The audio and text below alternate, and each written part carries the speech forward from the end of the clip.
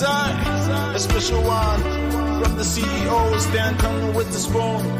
And your boy, Friday the Southern Band, charges on the beat.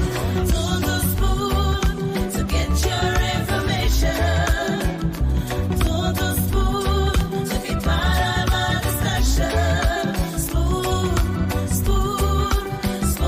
television. Spoon radio station.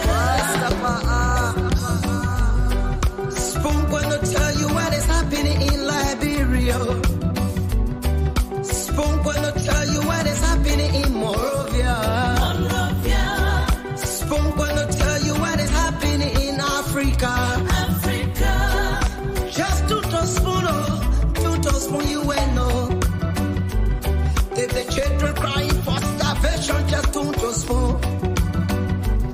You want to get a news update, my brother, to spoon. You want to know what is happening in Monrovia, to spoon. Politicians want to make their decision, just to spoon. You want to know what's happening in the ministry, to spoon. To spoon. To spoon. You from Fonjema, Maryland, to spoon. To spoon. If you eat kepa, gradually, my brother, to spoon. You got a spoon TV, you got a spoon radio, to spoon. To spoon. You wanna get a news update, to spoon. What? Yeah, Rastafari. Kilibamba, kilibamba, kilibamba, kilibamba, kilibamba, kilibamba. What I want? Yes, what you got today? Spoon TV. Yes, what you got today? Spoon TV. Spoon Spoon TV.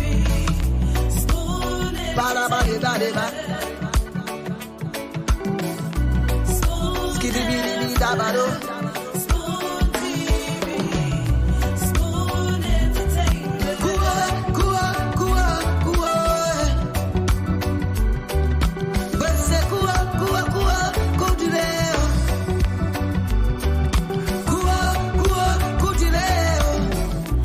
On the spoon to get your information. On the spoon to be part of our discussion. Spoon television. Spoon radio station.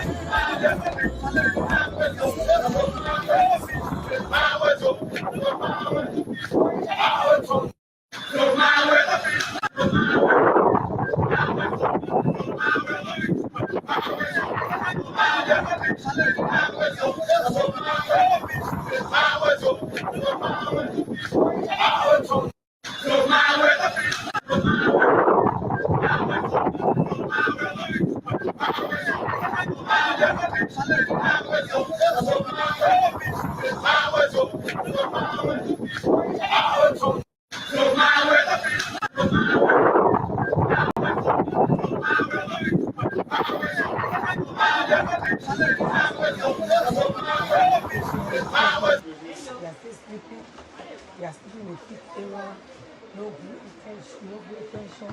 Since I came, they said they'll call the hospital, they will call the hospital. We stay on our own. Last night they came here around 12 to a big cause there. The child was sleeping, they were in the teaching. They even flocked here. Yeah.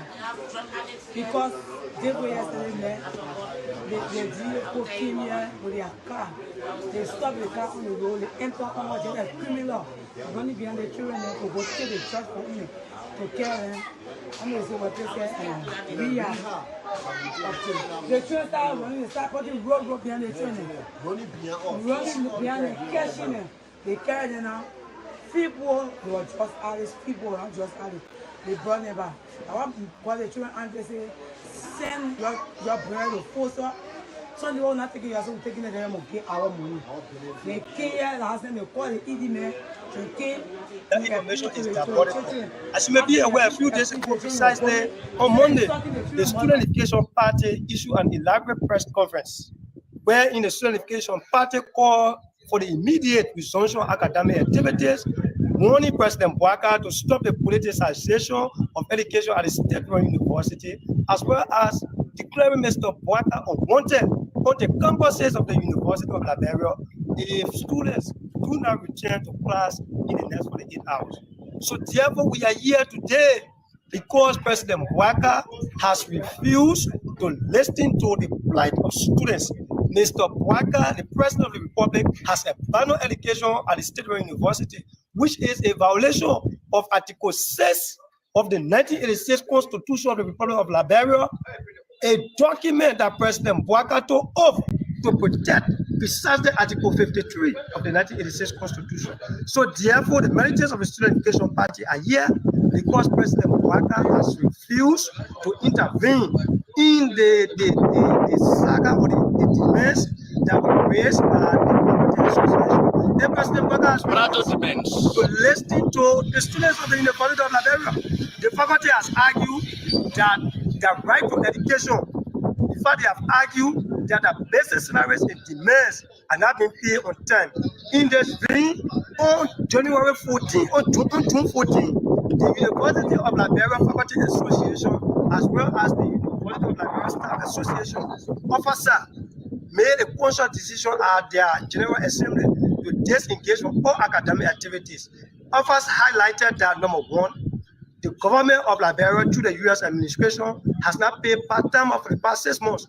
That the government of Liberia through the U.S. administration has failed to improve the learning conditions at the State University. Look at the federal campuses.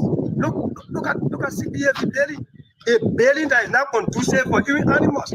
That is the building students of the University of Liberia are subjugated to learning in, simply because the government of Liberia has refused to place primary emphasis on education, which is a constitutional right guaranteed by Article 6 of the Constitution, Article 26 of the Universal Declaration of Human Rights, as well as Article 17.1 of the African Charters on Human and People's Rights. Education is not a privilege, it's our right. Yo. So, because of this decision of offer, students have been denied the opportunity to work, acquire education, which is a violation, taking into consideration that we are 2 weeks away from final exam, and offer is disengaging from academic activities simply because the U.S. administration through the government of Liberia has refused to pay offer. And we want to say, President Bouaka is not new to the challenges and the situation that are confronting students at the university, because President Bouaka served as vice president for 12 years. President Bouaka boasts of 42 years of experience in government. Therefore, we don't expect President Bouaka to ascend to the presidency. Then this same situation and challenges that confronted students are still confronting us at this university. So you talk about For the 2 years he was sleeping. Yo. when you talk about the president has abandoned education. Today the president was to launch a doctorate degree program, which of course you know is academia, right? So now, would you say that in fact we honor that the filtration policy is still continuous? So why would you say the president has abandoned the university? We are saying that the president has abandoned education. The president has violated Article 6 of the Constitution of the Republic of Liberia. Insofar, the sons and daughters of the ordinary people whose taxes are used to pay the president are being left out of school. We see this as an abandonment of education at this university. And the President Bouaka, education is a pillar in the rescue agenda that you will ascend to the presidency, and the students of the University of Liberia are being denied access to education simply because the demands of the faculty association has not been met. We see this as a service us. The president enjoys about 2.5 million of the national budget. The president enjoys 2.5 million in the national budget. Students have been denied access to education. That's a big so we see deal. this as a But since it has not made sense yet, we thought to demonstrate our word into action by maintaining that we will take only 5,000 US dollars of our monthly money. Just as we are about to return to Monserrato what we have received from government, we would like to make it in a re-emphasized way that when we said what we said, we're clear on the record that we will take only 5,000 from Monserrato County. When we made the argument, it was a fact that senators were taking $15,325 in gross, and after tax deduction, they will come at $12,000. I insisted I would take 5,000 out of that 15,000 and return the rest to Monserrato County. And we insisted that whatever the money will be here, more than 5,000 will return the rest to Monserrato. So if we're making 15,000, we'll take 5,000 and give Monserrato 10. If they increase our money here, or we increase our money here to 100,000, Darius Dillon will take 5,000 and give Monserrato 95,000. If we're making 5,100, Darius Dillon will take 5,000 and give Monserrato 100. If we make it under 5,000, then Monserrato gets nothing, because the baseline has always been called transport equipment, stroke vehicle. So in this budget, that money was placed there for the purchase of transport equipment or vehicle at the rate of 45,000 that will go to a vendor. That the bid will be of the Senate Procurement Committee will put up a bid, and those vehicle dealers will, applied. So after the budget was passed and the Senate budget was restored, a communication was sent to that effect. And there is a communication that was sent from the Secretary of the Senate transmitting the Senate detailed budget that will leave here. The Senate detailed budget that will leave here. And the Senate detailed budget stands at $18,046,853. So if a draft budget came in the tune of 10 million, although the previous budget was 16 million, 2023, it was 16,719,000. You can find the budget copy. I will also leave the 2023 budget with you so that you are not seeing anything that is new here. And if the alternate of that budget is anything to go by, the alternate of this 2023 budget, the Senate budget shows 21,880,929. So that path is what we are going to present to you. It's the same 275,000, but a decision was made by the leadership of the Senate to then recast whatever amount had been requested so that it conforms with what our work is. Then, of course, the recast came. When the Senate took a decision and the budget was recast, these are the new lines for this 275. And I will go through it one by one. This is the request that was made by the Secretary of the Senate. When the leadership of the Senate took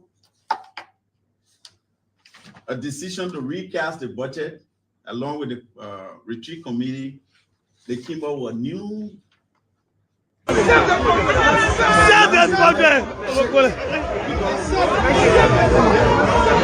This first request, you could not so.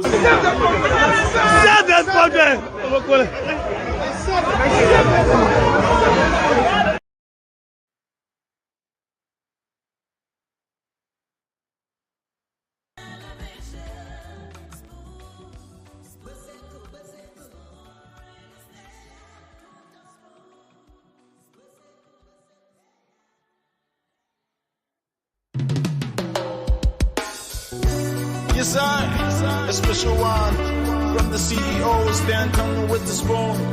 And your boy, Friday the Southern Band. Charges on the beat. To the spoon to get your information. To the spoon to be part of our discussion.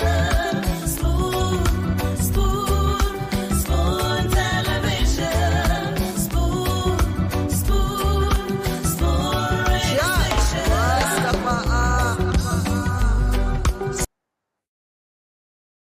Okay, so Spoon will tell you what's happening in Liberia, what's happening at the ministries, the agencies, and Spoon brings you the news. And this is where we are tonight. I'd like to say welcome to another edition of the program. This is the late night show, the late night politics on Spoon. Many thanks to all of our folks across the world for joining us tonight. Thanks to you out there who always make up time to be here. Our folks in Radio Land, as usual, we are live across the Spoon Network, Spoon 107.5 FM, Fabric 101.1, Super 95.5, and other frequencies across Liberia. Many thanks to our folks across the internet. We are live on YouTube, Spoon Talk Live. We are live on Facebook as well. Spoon TV, Fabric TV, and Super TV. I want to say thanks to all of you joining us tonight. Kindly share the program as you come on. I see a lot of you have already started joining us tonight. It's going to be a great conversation, a fascinating show coming up. A spirited conversation here tonight. A lot to talk about. So many things happening in the country. And this is where we give you an objective analysis of all of those unfoldings. And I would like to welcome every single person to the show tonight. Thanks for joining us. I said, let me go to the comment section and recognize a few of you now. I see Love T Bundle. Thanks for joining us tonight. We appreciate you.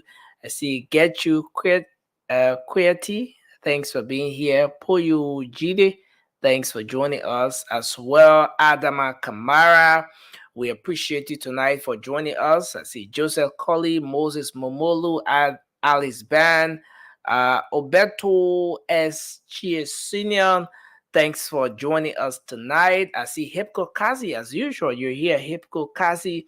Thanks for joining us tonight. We appreciate you. I see Sally Vincent is here tonight. Nathaniel K. Hill is also here tonight. Thanks for joining us. I see Raymond Jala has joined us as well. Thanks for joining us, Raymond Jala.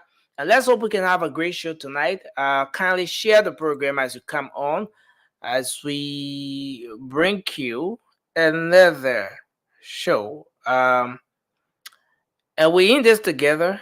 You on the other side of the screen, making your contributions in the comment section, critiquing what we do here, weighing in your thoughts on the different issues we get to talk about. And we also, and we on the other side here, bringing the issues to you. And this is how we can get our country moving forward. Liberia will certainly get better. And it starts with every single person. And I'd like to say welcome to another show tonight. Eddie Kawa is here. Charles Delan is here as well. Thanks for joining us. I see Lynch, Joseph Jr. and Koko Zokura. Thanks for being here tonight. Let's move to some of the issues. Let's bring you some of the updates as I will bring the rest of the team on shortly. What are some of the issues? What are some of the trending issues in the country today to talk about? Well, a lot has been going on. So much has been happening. Just to take off from where we stopped yesterday, most of you are aware that this conversation or this comment from the speaker is something that went wild. A lot of people talking about it yesterday, mixed reactions, talking about the statement from the speaker wherein he threatened to shut down the House of Representatives on grounds that the executive or the Ministry of Finance is not providing the necessary support in keeping with law. Talking about the national budget that has been passed. Once the budget is passed, from the Ministry of Finance to the legislature, it goes to the president. The president signs it. It becomes a law, and that law says how spending or expenditure by the government should be carried out. It provides a clear blueprint as to how the government is supposed to go about spending what they are supposed to allot monies to. And if they don't do so, it will be a violation of the law, and so the speaker has been raising some very serious concerns. He has raising some concerns about how the executive has withheld or deliberately refused to make available what's in the budget for their operational funds. And so he threatened to shut down the House of Representatives if the Ministry of Finance or if the executive continue to proceed on this path. Why this is going on? One person who is expected to be a very strong supporter of the CDC, a CDC lawmaker, someone who is expected to be one of those who will continue to give the speaker a push, came out today to criticize the very statement coming from the speaker. So, Representative Frank Safoko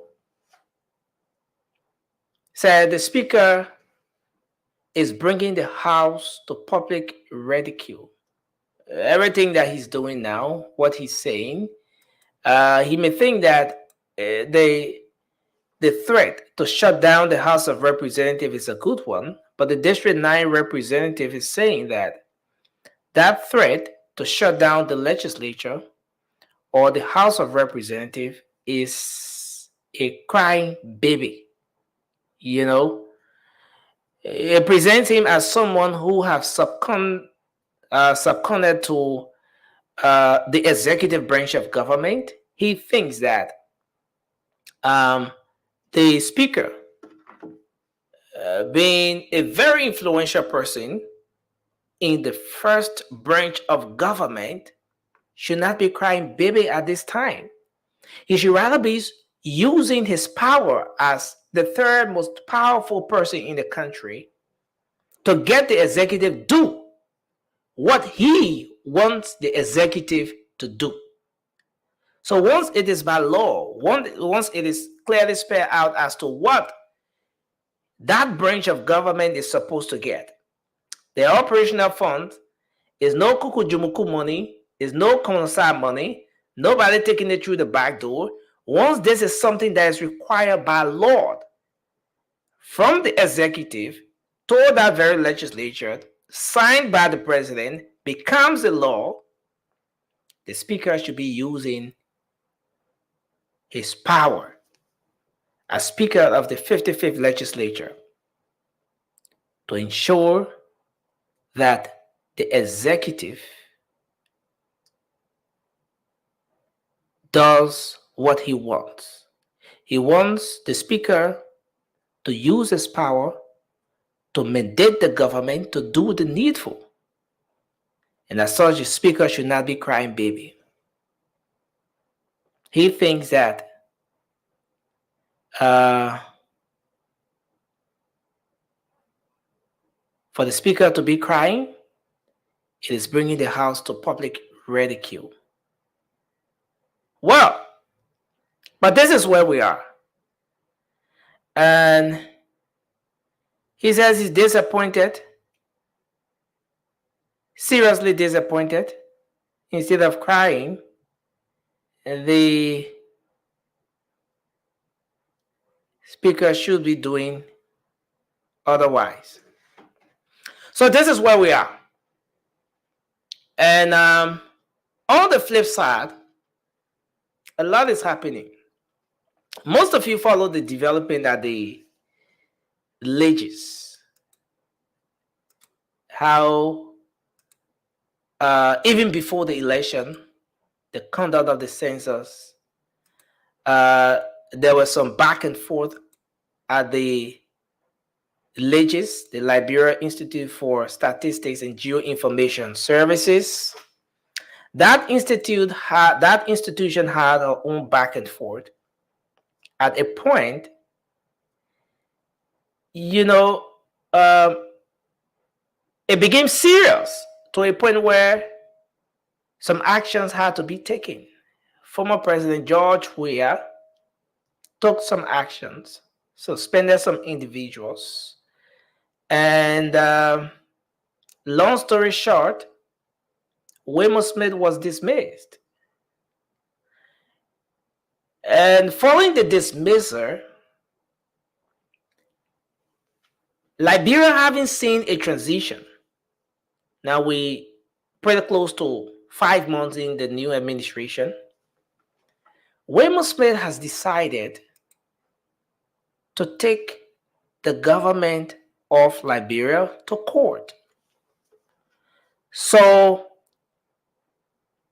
the former dismissed Deputy Director for Information Coordination at the Liberia Institute of Geoinformation Services, Waymo Smith, has taken the government of Liberia to court for wrongful dismissal. Well, through his lawyer, he filed a petition for declaratory judgment at the civil law court. And he's saying that he's disappointed he's disappointed in the board of directors of the institution.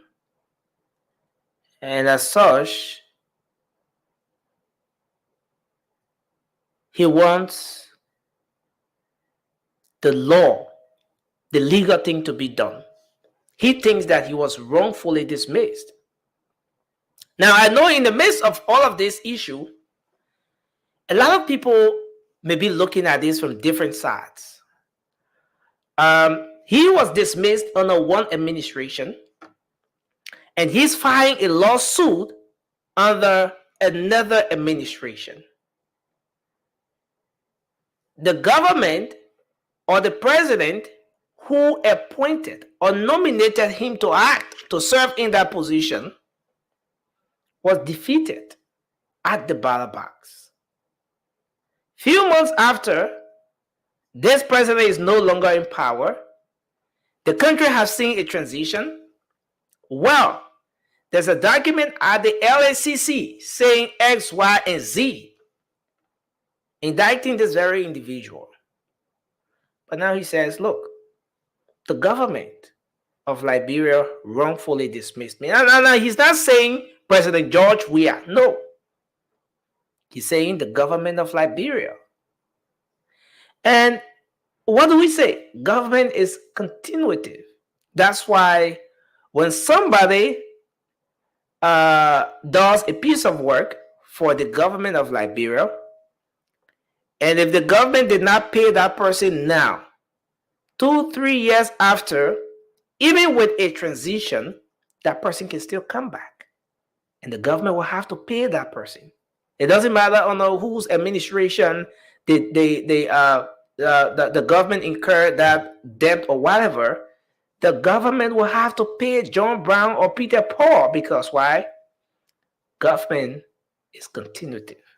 So this is where we are. He has taken the government of Liberia to court.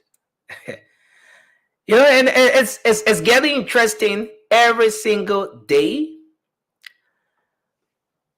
On another one, let me bring Francis in. Francis, welcome to the show. I see, but something about your camera. I don't know, Francis. Maybe you have to wipe your lens or whatever. Yeah, but welcome to the show, Francis. It's good to have you on. Maybe it's not light. Yeah, maybe you're light. I would just like to conclude the updates, and I'll come to you to do your opening. So why this is happening? There's a report coming from the Ministry of Labor where Councillor Cooper Kura sits as the minister. Well, report has it that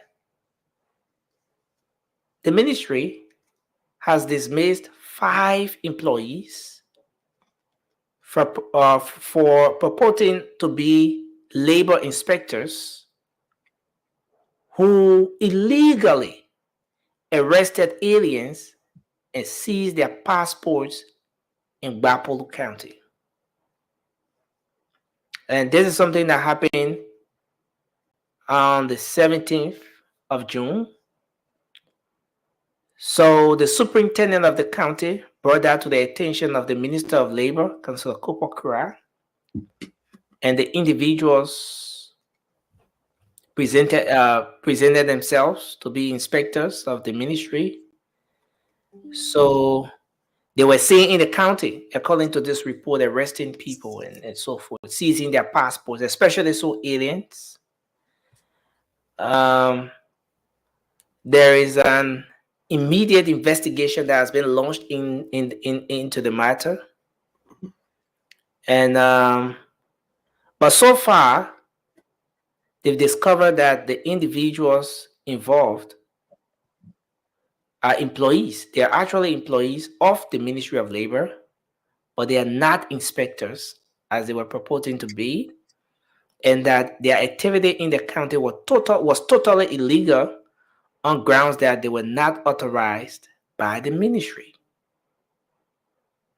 And so this is where we are.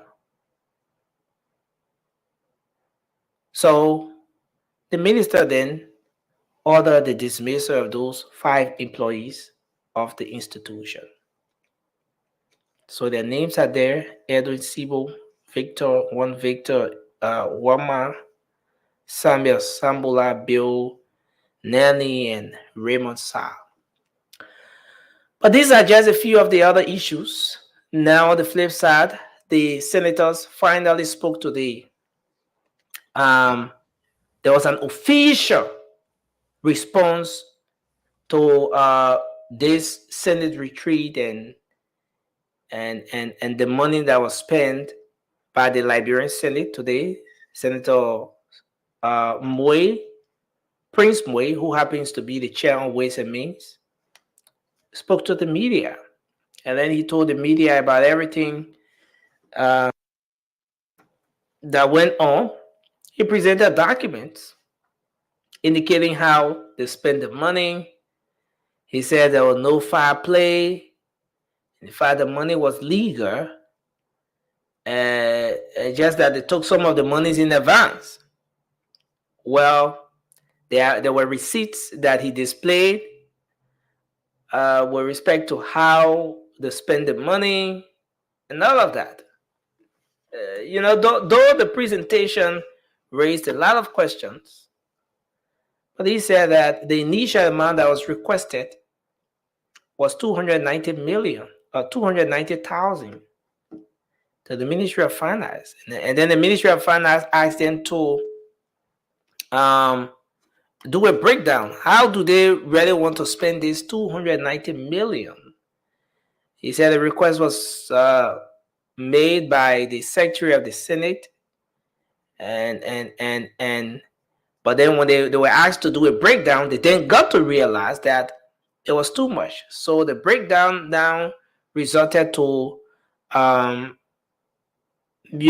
decrease in the figure. Instead of 290, and then it dropped to 275. And out of the 275,000, he said the amount they were able to use is 238,000, thereby pretty close to 240,000. And the remaining amount is there. But why this is happening, some of the senators are expressing regret. Some are saying they will not return the money. Senator Amakone say you will carry on the money back. There is this back and forth. But this is where we are. A lot happening in the country, but I'd just like us to kickstart the show, Francis, since we're already here and time is moving so fast. Your opinion, sir. Yeah, good morning to our folks in Liberia, good evening, good afternoon, wherever you are. I mean, it's good to be here. There's a lot of news going on today, so it's just too much to choose from. But it's just the report coming from the Senate, all everybody tripping on top of each other to release statement about this retreat saga. Is just embarrassing to them, and also just show how wicked these people are, calling themselves lawmakers, and everything is they do the claim in the name of it being lawful. They like I think it was Moyo or somebody that said the money was in the budget. So because in the budget is lawful, which is true, it's in the budget it passed, but not because in the budget made it right. You can just allocate money for yourself. Just take money and put it in the budget. But I don't blame them also. I blame the executive. Because this is a game of back and forth they can play. If the executive think that is not right, the money that they put in the budget that they allotted for themselves in the budget is not right, take it off. Y'all go back and forth. Because when the executive puts something in there that the legislature doesn't think it doesn't make sense, they take it off. But the legislature just sit back and say, okay, I'm not going to touch anything. I mean, the executive just sits back and says, I'm not going to touch anything the legislature put into the budget because I want them to pass the budget that I sent. So whatever they put in there for themselves to grease their own elbow, I will just sign it.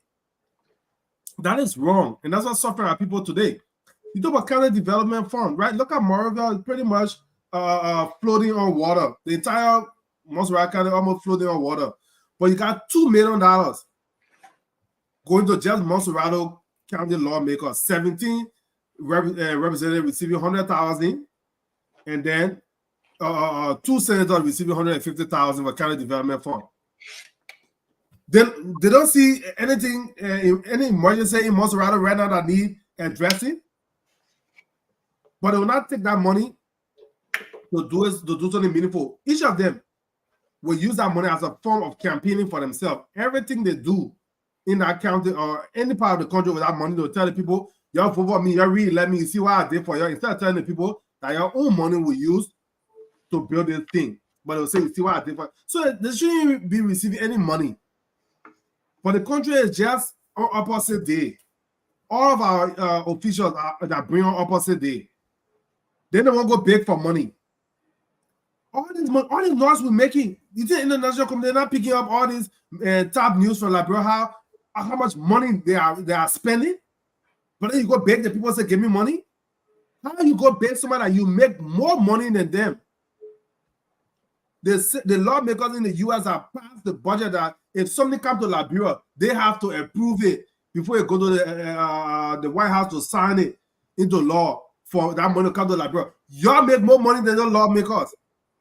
They don't want beg them to get your money. They will give it to y'all. Why will people continue to suffer in that country? Every day, Thank you. Suffering. It's ridiculous, man. But let's get the show on the road. Okay, so thanks a lot, Francis, for your opening. I'm trying to get something coming through here. Thanks a lot for your opening, and I think we can kickstart the show, and this is very important.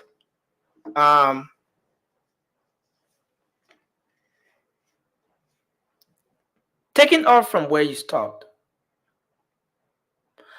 I mean, you know, so many times whenever this conversation is held, bulk of the attention is on the legislature. Are you trying to provide a reason why the executive, from the Ministry of Finance to the office of the president, where the budget was finally signed into law, are you trying to provide reasons why even the executive should not be let off the hook on this controversial legislative budget funding retreat and everything that's happening? Absolutely. If President Parker did not sign that budget into law, would they be receiving that amount of money today? Or will we be talking about that money? If we talk about it, it will be a different kind of noise. But right now, that's why the last time I said these people are legal criminals. They are legal criminals, all of them. None of them are exempted. Because that's what they keep saying. Oh, it's in the budget. It's in the budget. You put it there. You put it there. And the president too went ahead and signed it. So you're not stealing from us the original, the regular stealing that we know, because it's lawful. These are legal criminals we have running the country. So the executive is not exempted, because if President Parker wanted to really bring change, he can say, you know what, I am not doing it. That 45,000 that they put in a budget, I know every 3 years for each lawmaker to get a car, I'm not signing it. I'm not signing nothing for your gas slip. I'm not signing it. But again, Francis, as much as you do not agree with this, but there are certain things that are not easily changed. You know, especially the way you spell it, like the way you're saying it, Francis. It's easy to say that the president should not approve of this, he shouldn't approve of that. But what becomes of the law that is already in place? After every 3 years, no, I'm coming, Francis. After every 3 years, the lawmakers are supposed to change their cars. Right. Okay, then you can do it this way, Nelson. And that comes under the item that has to do with the transport and all of that for the lawmakers. Nelson, so are you saying, Francis, are you saying here that President Boakai, just upon being elected, taking office for 5 months, about 5 months now, 2 days from now is going to be exact 5 months in power, are you saying that he should just start to change all those different laws? For instance, do you think it works that way? Do you think it works that way, Francis? No, is there anything in the Constitution that the government should provide car for lawmakers? Come on, Francis. These are laws. Is there anything in the Constitution that the government should provide gas for lawmakers? No, Francis. The thing here No. You just try to talk about the legality. But help me understand the thing, because I'm a novice. Right? No, so let me understand this thing. Yeah, is there just before we move to Rudolph, the Constitution is the organic law. Yes. There are so many other laws we have aside from the Constitution. It's just the biggest of all the laws we have. So that's why even the budget we're talking about now, the budget is a law. It's legal. Yes, because it has already been signed. It's only law after it's signed. So if you have to alter or change anything there's a process. No, this is what I'm saying, Nelson. Before it's signed, there's back and forth. You got to negotiate. And the president has the loudest microphone in the country. The president can when the president refuses and say, okay, my people, they're holding the budget hostage. They don't want to provide money for healthcare because they say because I said the money too much for car. That's why they say they're not buying medicine for your hospital. Because I said we're not buying we're not giving them $2,000 a month for gas. That's why they say they're not putting money, making money available for agriculture. Let the president tell the Liberian people directly. Thank you. He's not using the bully pulpit. They just want to do backdoor channel, and then the lawmakers get emboldened. But let him bypass and go to the people. Let them hold the budget and say they're not signing. Then let him tell Liberian people, say, oh, he's not signing. We're not signing it because he refused to buy a $45,000 car. Let him tell Liberian people that I want to refuse to provide health care. Thank you very much. I want to welcome Rudolph to the show. Rudolph Bala, thanks for joining us. Thank you, Nelson. Thank you. Thanks for joining us as well. Rudolph, let's hear your take on this issue, and then we'll take Mary next. You know, I mean, I can understand Brother Francis' frustration. I mean, I think we all share similar frustration too. But then, like you said to him just now, it's easy to just say, oh, the president should have blocked this, and should have come up and said this. I mean, these things are easy. Like that's what anybody you ask on the street will tell you. Say, oh yeah, he should have done this. But then when you look deeper, I mean, blocking or not signing the budget, I mean, you are going to be holding the country stagnant on a lot of important developmental agendas. This is a new president. He came to power with a rescue agenda. The hopes of the people are so high to see some of the things that he promised to be done. Francis, between me and you, man, let's be honest here. Holding the budget will do us no good. I coming. It will do his legacy no good. I mean, like I said, I don't agree with these wasteful spending on the lawmakers. But you just pointed out 2 million USD. I mean, that's a huge sum of money for just one county. Overall, it's a huge sum of money. But then, when you look at what is in the budget for education, for healthcare, and you look at JMB's plan, time is fast spent. We don't have no more time to be running around saying, "Oh, they say."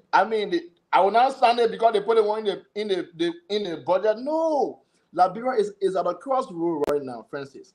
We can start to have these conversations maybe in the 3rd year after we have seen JMB foot to work. Right now, JMB is eager to start working for us. Right now, he is eager, right? So, like I said, I agree with you. I am not taking side with them. I am not saying that it's good for them to steal. They are not by law. They are not even stealing. They are taking what is in what the law is giving to them. But I still think it's wasteful, right? But man, we cannot say JMB should stop it. For me, I don't buy that view. I don't. But again, if there was a whole conversation, there was a whole narrative about no business as usual. Yes, Nelson. Don't you think that these are things that the likes of Francis would be looking at when we talk about no business as usual? Because this is the usual thing. This is how it has been. Let me address that real quick. How do we align that with the no business as usual?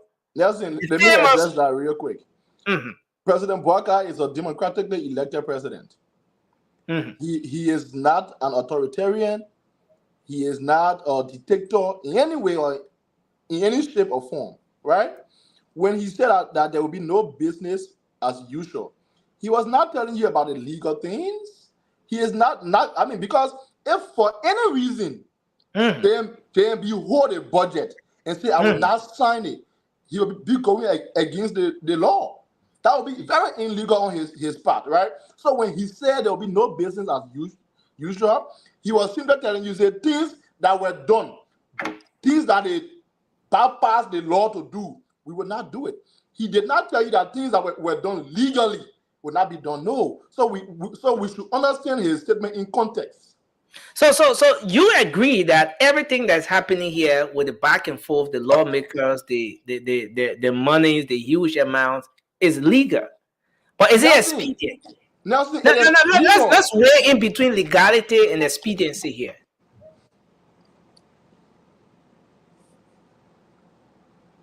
Rudolph, can you hear me? You said what, Nelson? Come again? I'm saying let's weigh in between legality and expediency. So, first of all, you've agreed that everything that's happening is legal. Yeah, it is legal. Is it expedient? Nelson, if I tell you that it is expedient, I will be doing myself a disservice. But what I can tell you is this: the president took an oath, right, to guard the laws of the land, not to go against it. So when you know what, Nelson, when you are a leader, you don't make decisions based on your own feelings. No, it is wrong. Okay. He is guided by the law, and that's what he is doing. Again, I will conclude by saying, Francis, your point is valid.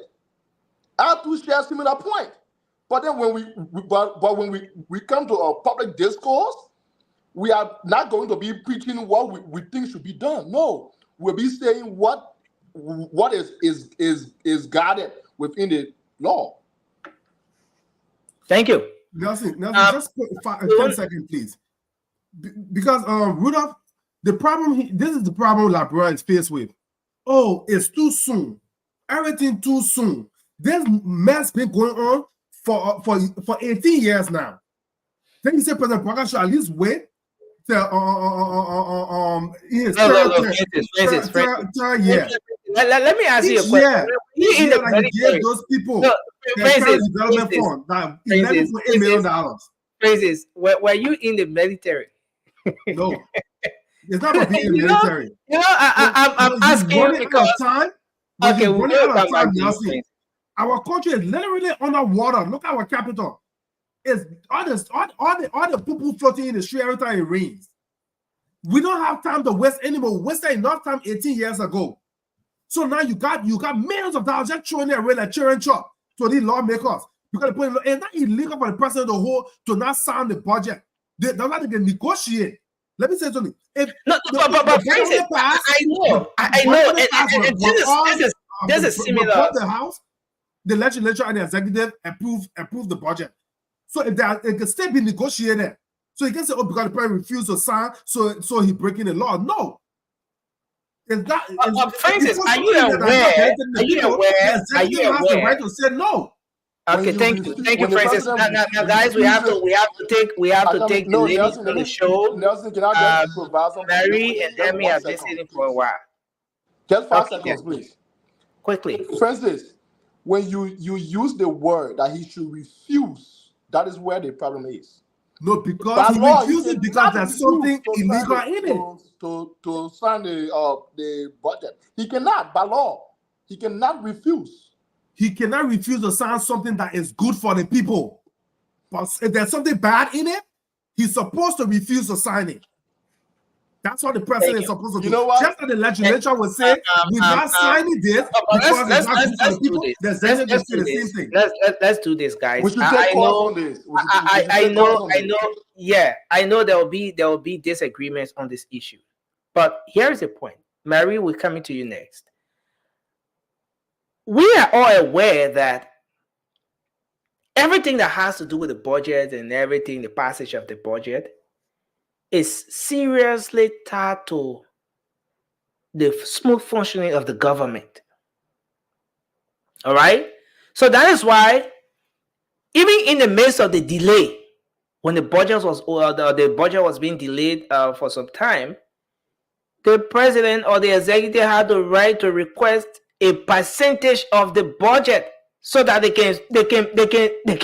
can continue operating. So if you were to go through that back and forth, oh, we're not signing it, I'll go tell the Liberian people, how long will it take before the passage of the budget, and then government starts to function smoothly? You know, maybe we have to take that into consideration. And then the country is in stagnation.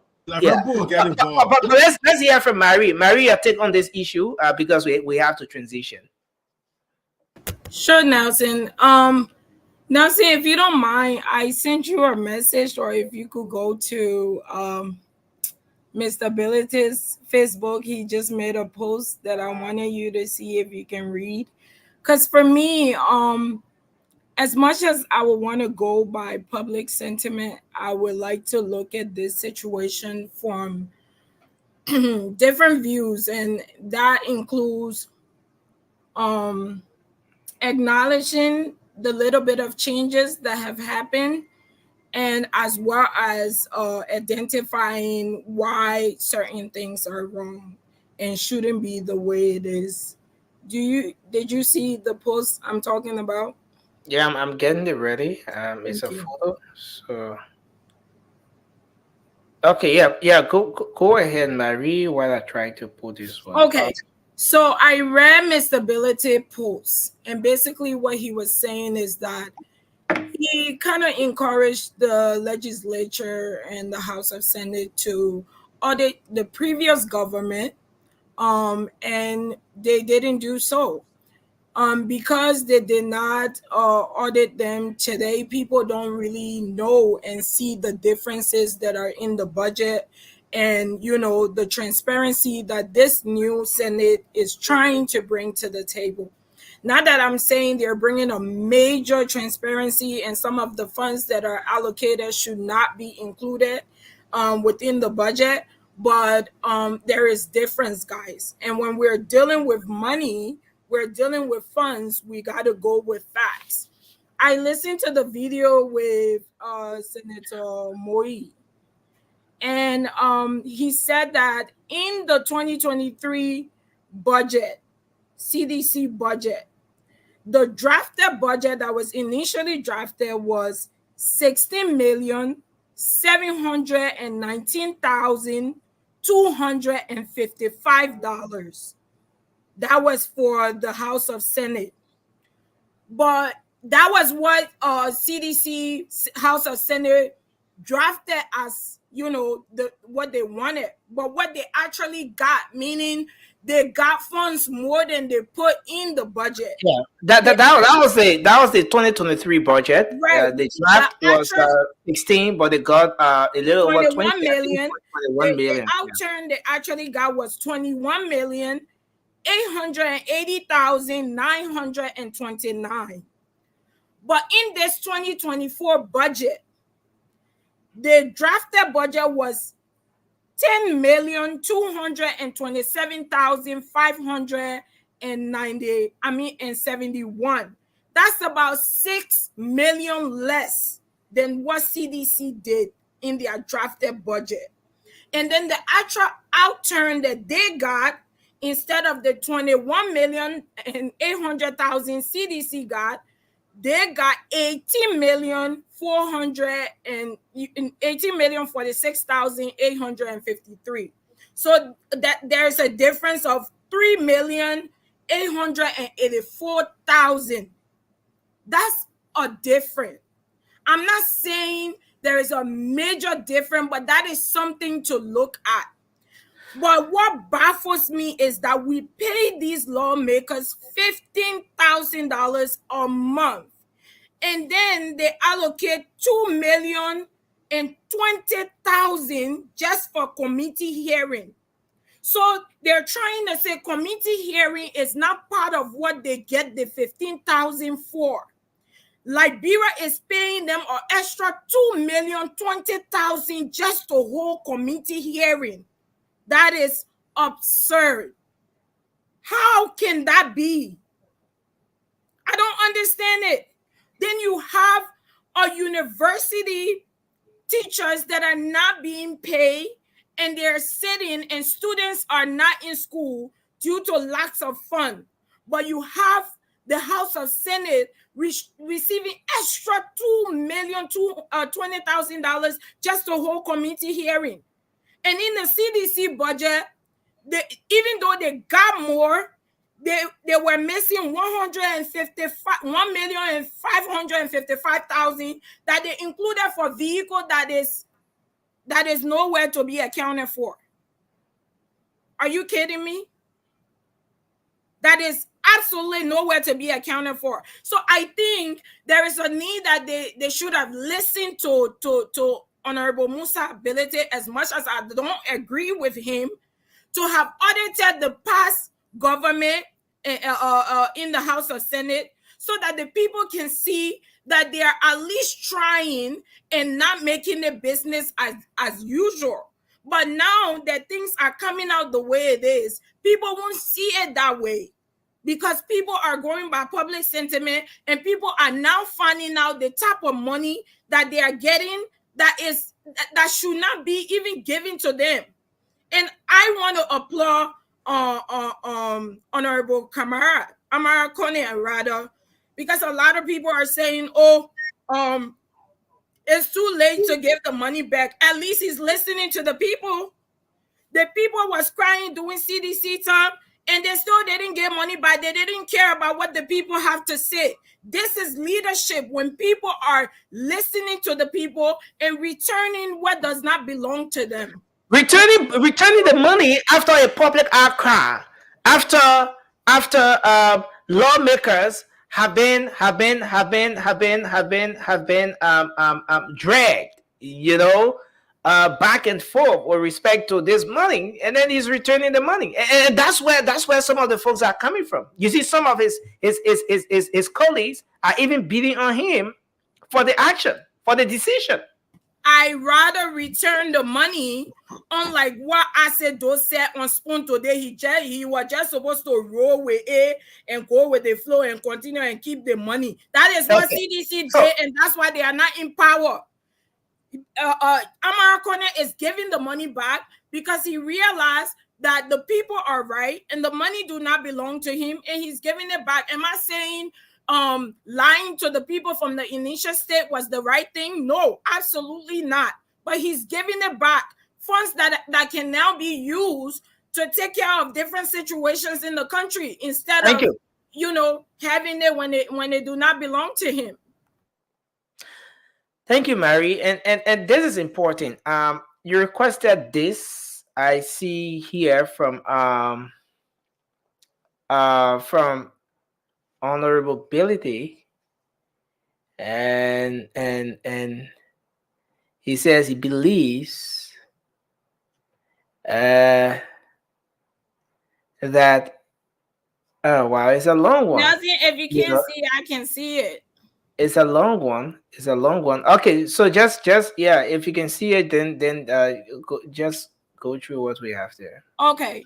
He said, "My dear colleagues of the 55th legislature, I see the air is filled with criticism of you taking money. I honestly believe that you deserve the barrage of criticism at your doorstep.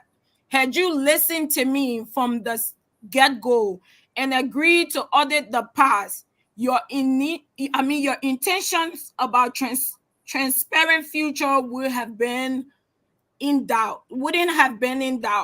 But you choose to ignore me and allow the cartel to hijack the process, hereby obscuring your mission and vision of a transparent legislature. Yeah, Liberia, as of today, people have concluded that you are no different from those before you, unless you change course as a matter of urgency. Otherwise, prepare yourself for an even more bumpy ride with the people. Just so you know, except for our salary, every dime you receive as a legislator is subject to the PFM law. But as it stands, you don't see this as a obligation, and so you will face the wrath of your people. What I see here, from this entire write-up is someone standing from afar, trying to play smart with everything that's going on here. This post is just coming from is coming from the lawmaker now, because this thing did not start with the House of Representatives. Had it been a case where this process has started with the House of Representatives, a lot of the folks would have been caught up. In the case where they were the first group of people to go for their retreat or what have you. But again, this is where we are. At the end of the day, there are clarifications and justifications and claims and counterclaims and everything that's going on relative to this issue. But Francis, you want to make a quick point just before we... just quickly. What does that have to do with anything anyway? Even they audited the previous administration. What I thought he was going to say is, we shouldn't be getting any money for county development fund. That should go to the county administrators. We shouldn't be receiving any money for constituents engagement, all that stuff. So to take it out of the budget.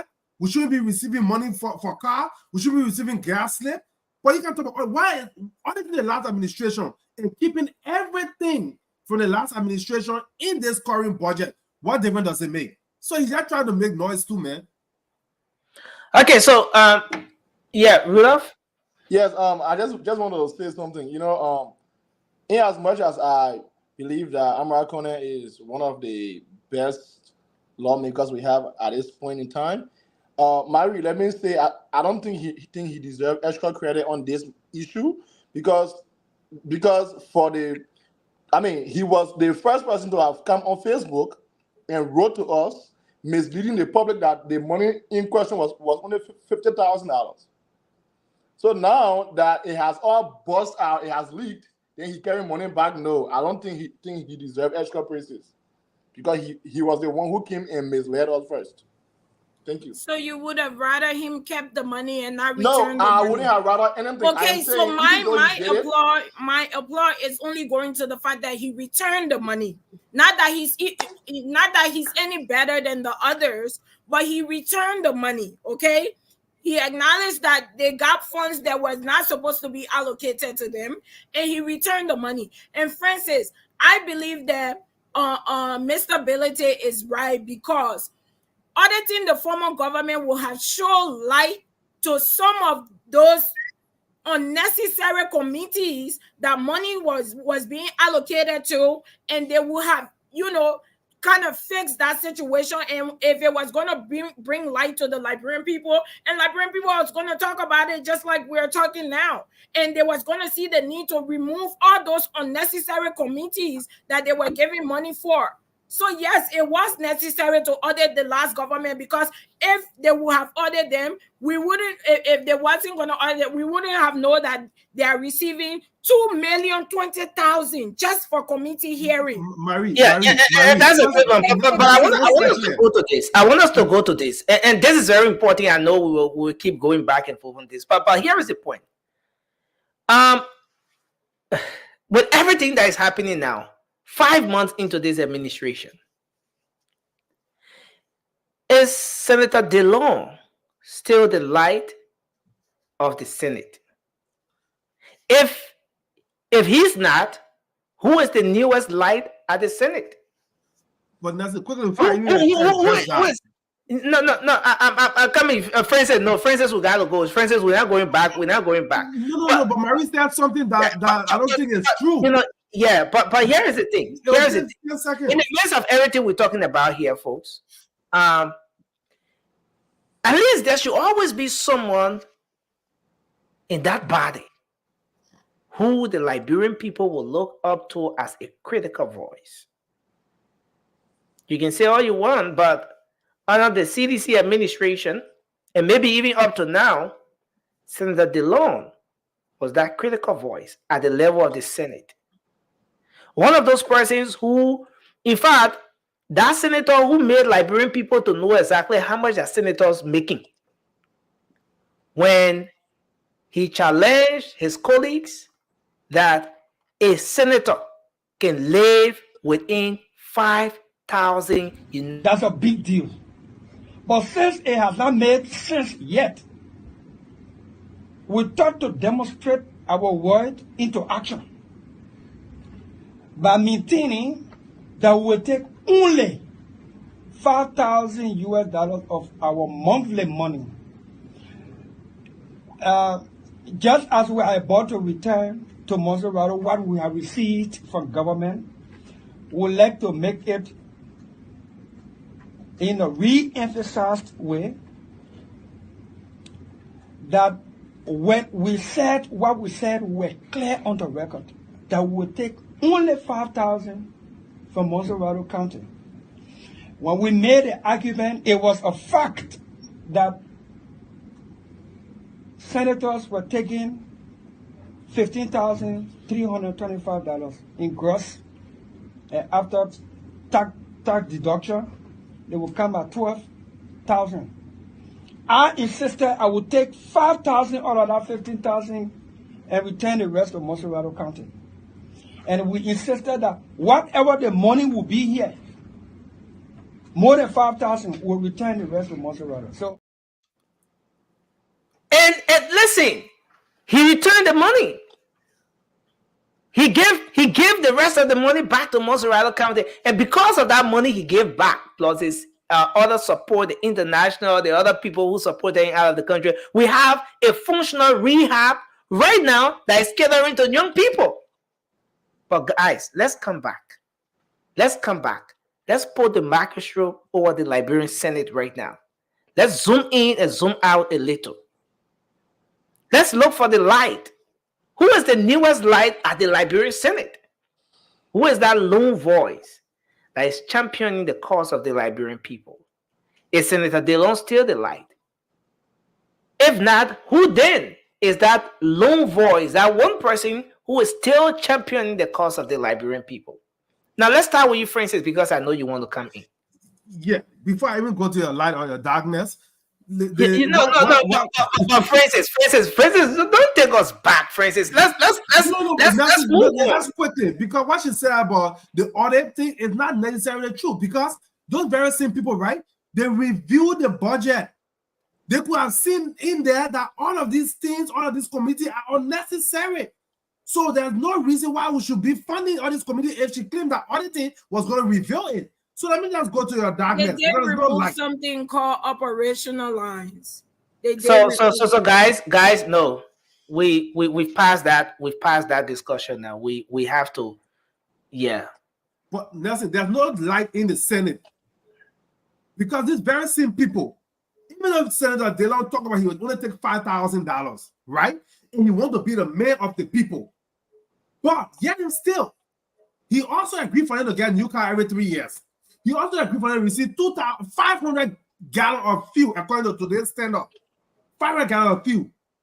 500 gallons of fuel. That's 2,000 worth of fuel or gasoline. $2,000 worth of fuel, right? Yeah. 500. That's around 500 gallons. I'm telling you about the thing. They're around 500 gallons. I mean, the price here and the price back home. No, leave that. That's another discussion for another day. Go ahead, Francis. Go ahead. I'm talking about Randolph. No, I'm just kidding. Go ahead. Yeah, I'm talking about LeBron. I drive from here to Maryland in the U.S. about let's say 55 miles. That would my car take about 15 gallons of gas to fill the tank. I come back, I say I pay a gas. But Francis, they're driving over there. Now they're saying driving here. Liberia driving different from America driving. Those people are not driving thousands of miles. They're not driving thousands of miles a month to exhaust 500 gallons of gas. You should be driving thousands of miles a month. If it was necessary, the car that they're driving, they will need to replace it every year. Is it fair to say that based on everything he did to get the Liberian people to have an understanding of what happens at the level of the Senate, is it fair to say that he's still the light?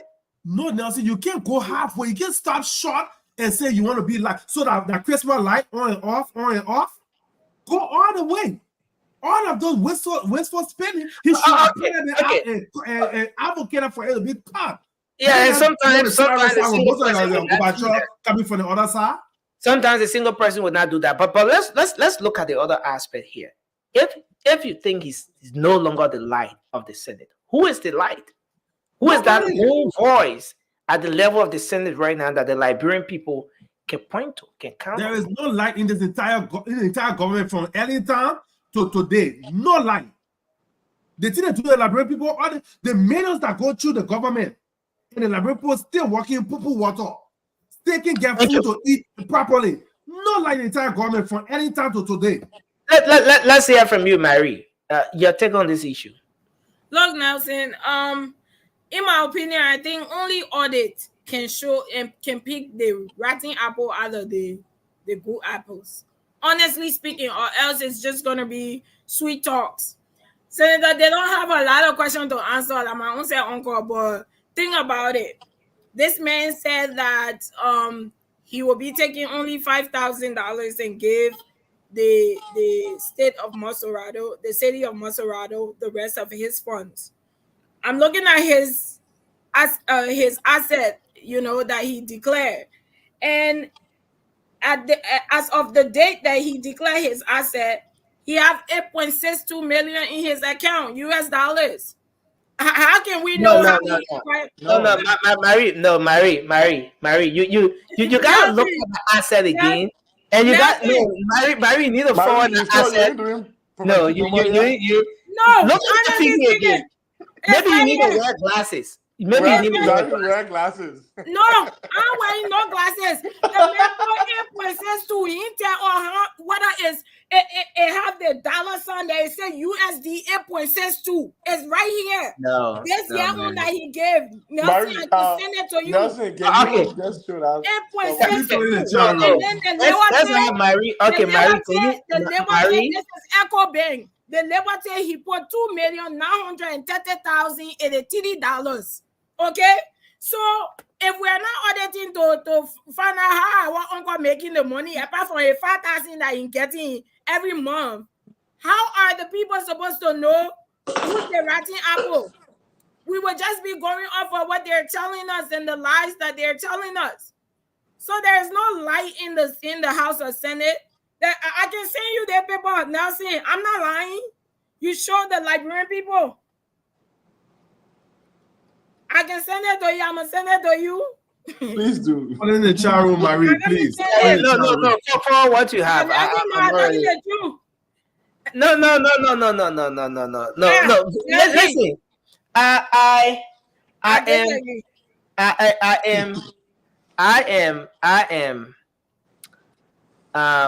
I am not aware of the senator being a millionaire at this time. So well, but and again, the senator, like a few others, declared their asset quite recently. It's an asset declaration. Here's And January 18, 2024. Right here, Abraham Darius DeLong. And the details are here. He have Echo Bank and he have GT Bank. And the funds okay, are so, there. but Marie, in a case where we're talking about I'll send it even to 1 million right now, does that suggest that he's no longer the light? Are we also taking into consideration the transformation he brought about due to his advocacy? Okay, so if we were to look in the Liberian Senate now, if you say he's no longer the light, who can we point to as that person who is, still shining light on the Liberian Senate? That lone voice, that person who is championing the cause of the Liberian people. Nelson, as it stands now, all these government officials are receiving the funds and they are keeping it, like the one I came on today. They ain't even giving it back. I don't care what they're doing, giving it back. How would you know who are being transparent if you are not doing the audit? The way the whole Liberian system look, by not even auditing the legislature, is wrong. It's wrong. It should be a systemic thing what they do every time. Because how would you know who's being transparent, how to hold them to their feet, apart from everybody coming and saying lies? That is why we are so confused this whole week. All the senators giving different figures. All of them. Nobody saying the truth. Everybody giving different money. How are we? Who are we supposed to go with? And then men say we want to go with Prince Moi because I think the ways and means. He's the minister of ways and means. So only his figure makes sense. Why are you going with his when you should know the law as a senator? What is the law? That is what Martin Collins was asking here, and he cannot. So let's do this. Let's do this, Mary. This is what we have here, right? The asset declared by the senator, the last asset declared is $71,535.44 USD. And the Liberian dollar component there is $903,000. $992.54. Yeah, 54 cents. So this is where we are. No, Nancy, I disagree. Go to the next page where I will show you the 8 point something. But this is in there it's I on sent you here. 3 pages where it says, I solemnly declare that all information, Abraham Darius DeLong solemnly declare that all information I provided here is how the people can fool up. Go to the place that says the bank name and the account and how much is in there. I sent you 3 pages, Nelson.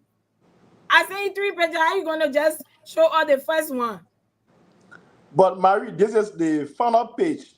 No, that tells you the overall aspect. So that means he lied to us on the other page. Nelson, can you put it up, page up? Nelson will see what I'm talking No, but about. I think this settles the matter. You know, Because he and cannot this tell is us where, that amount mean $8. He cannot tell me say that $8 he have in the account. It says 8.62 as US dollars. That's what it Nelson, says. can you just put it up? Let's see. okay. Yeah, so you know, guys, Because we have, Marty, I we have, mean, this we have was going to make a lot of noise if that figure you just called was yeah, actually the so truth. yes. And I'm not lying. I'm going by his. I say he declared. Okay, so yeah, we're gonna come to that. But Rudolph, let's get your take on this issue. You know, Nelson, I mean, I still believe that Mr. Dillon is a good man. I still believe that Senator Cornyn is a good man. And I still believe that there are a few good men in the Senate. You know, Nelson, when Mr. Dillon took over, right, and he was doing all of those things, even before he took over, when he told us that when I go in there, I will be this, I will be the light, I will expose this, I will expose that, he was honest. He was honest. But Nelson, you know, and let me just say this. Nelson, because you have never stolen all of your life, does not make you less a thief than somebody who steals. Probably you have probably life have shielded you from that condition that would have made you to steal. And let me just go further. I do believe that when Delon saw himself stealing or saw himself lying about tickets and stuff that he purchased and stuff like that, or saw himself taking monies like the other guys, he himself was as shocked as we are shocked, or as we were shocked. Because when he told you that I will do this, I will do that, he was telling you about himself at the level with which he knows himself. But then everywhere in the world, there is a pressure in government. Government has pressure. That's why I said, if you have never stolen, it doesn't make you less a thief than someone who has stolen. The difference is that that person has been exposed to certain pressure that you have not been exposed to. So now, with the and Yarek or come with example, Nelson, when you squeeze car together, like when you mash a car, milk doesn't come out. What comes out is metal, fuel, or gas, or whatever is that car is made of. So because of the pressure, his true identity or his true nature that probably even he himself did not know about is being exposed today. And that is true for him. That could be true for you. That could be true for me. So you think he's no longer, you think he's no longer the light? Nelson, when we said light, you know, you're trying to drag us around before coming to the meeting. Yeah, Vasco, welcome to the show. No, it's good to have you on. You know, but Nelson. I mean, you know, when you say light, right? It's a broad statement. Like I said, I still believe that he's a good man. And Nelson, when you put Senator Dillon down when you try to analyze his politics, try to critique him from the day he entered the house, and any of those other guys, he will still come up with flying colors over most of them. So yes, I think he is still the light to a certain extent. Thank you. Vasco, welcome to the show. And Vasco, you can weigh in your thoughts on this issue as I put the remaining slides here for Mary up. At the Liberian Senate right now, is there anyone that Liberians can look up to as the light? Senator Dillon came to the picture. He tried. He has exposed a whole lot. Is he still the light of the Liberian Senate? And when we're talking about light, we're talking about that person whose advocacy and everything has been geared towards the interest of the Liberian people.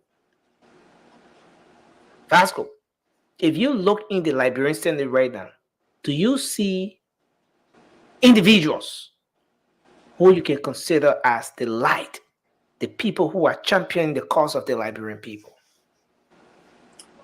Yeah, I think for me, I'm gonna be a little bit different here. Yeah, you are always different. Go ahead. So every one of you guys going one way. I might agree with Marie, but every one of you guys going one way, trying to let the people know that somebody who can talk without action. And, you know, you talk without doing what you're saying. You are not a lie. But you talking. All the talking, so they don't even do in the house. What are the benefits? No, the benefit is that some of the benefit now is that Liberians know how much their lawmakers make. No, but you see, like you can sit here now and tell us how much your lawmakers make, how much they get in gasoline, everything. You didn't know that before, Vasco. Look, it's like we Liberians sometimes would just be lazy. But the lawmaker's salary was not in Haiti. It wasn't in Haiti. Everybody knows during the Manassetti time, their salary went up because minister's salary went up, so the lawmaker's salary went up to 15,000 plus because ministers were making 11, 10,000. Vasco, that's not true. Stop. I'm telling you. That's not true. I'm telling you. Come again, Vasco. What did you just say? I said, Madam Salif, ministers in Manassetti government, they make 10,000, 11,000. Oh yeah, to make 12,000. No, not everyone, but based on where they served. Ministers. There were some of those people who made even more than that. In consultancy and other stuff, you know. But that's besides the point, Rudolph. Yeah, that's besides the point. To die another time. Yeah, but Vasco, right now, if you look at the Liberian Senate, is there anyone you can point to as that person who's maybe considered as the light championing only one person over there who is the light? Sir Joseph. Sir Joseph is the only person that Liberians benefiting from. He's the only person, not just Monserrato. Everywhere in Vera Conte, he's not the person that's going to be talking. He's the only person that Liberian can put their hand on and say, "Oh, Sir Joseph."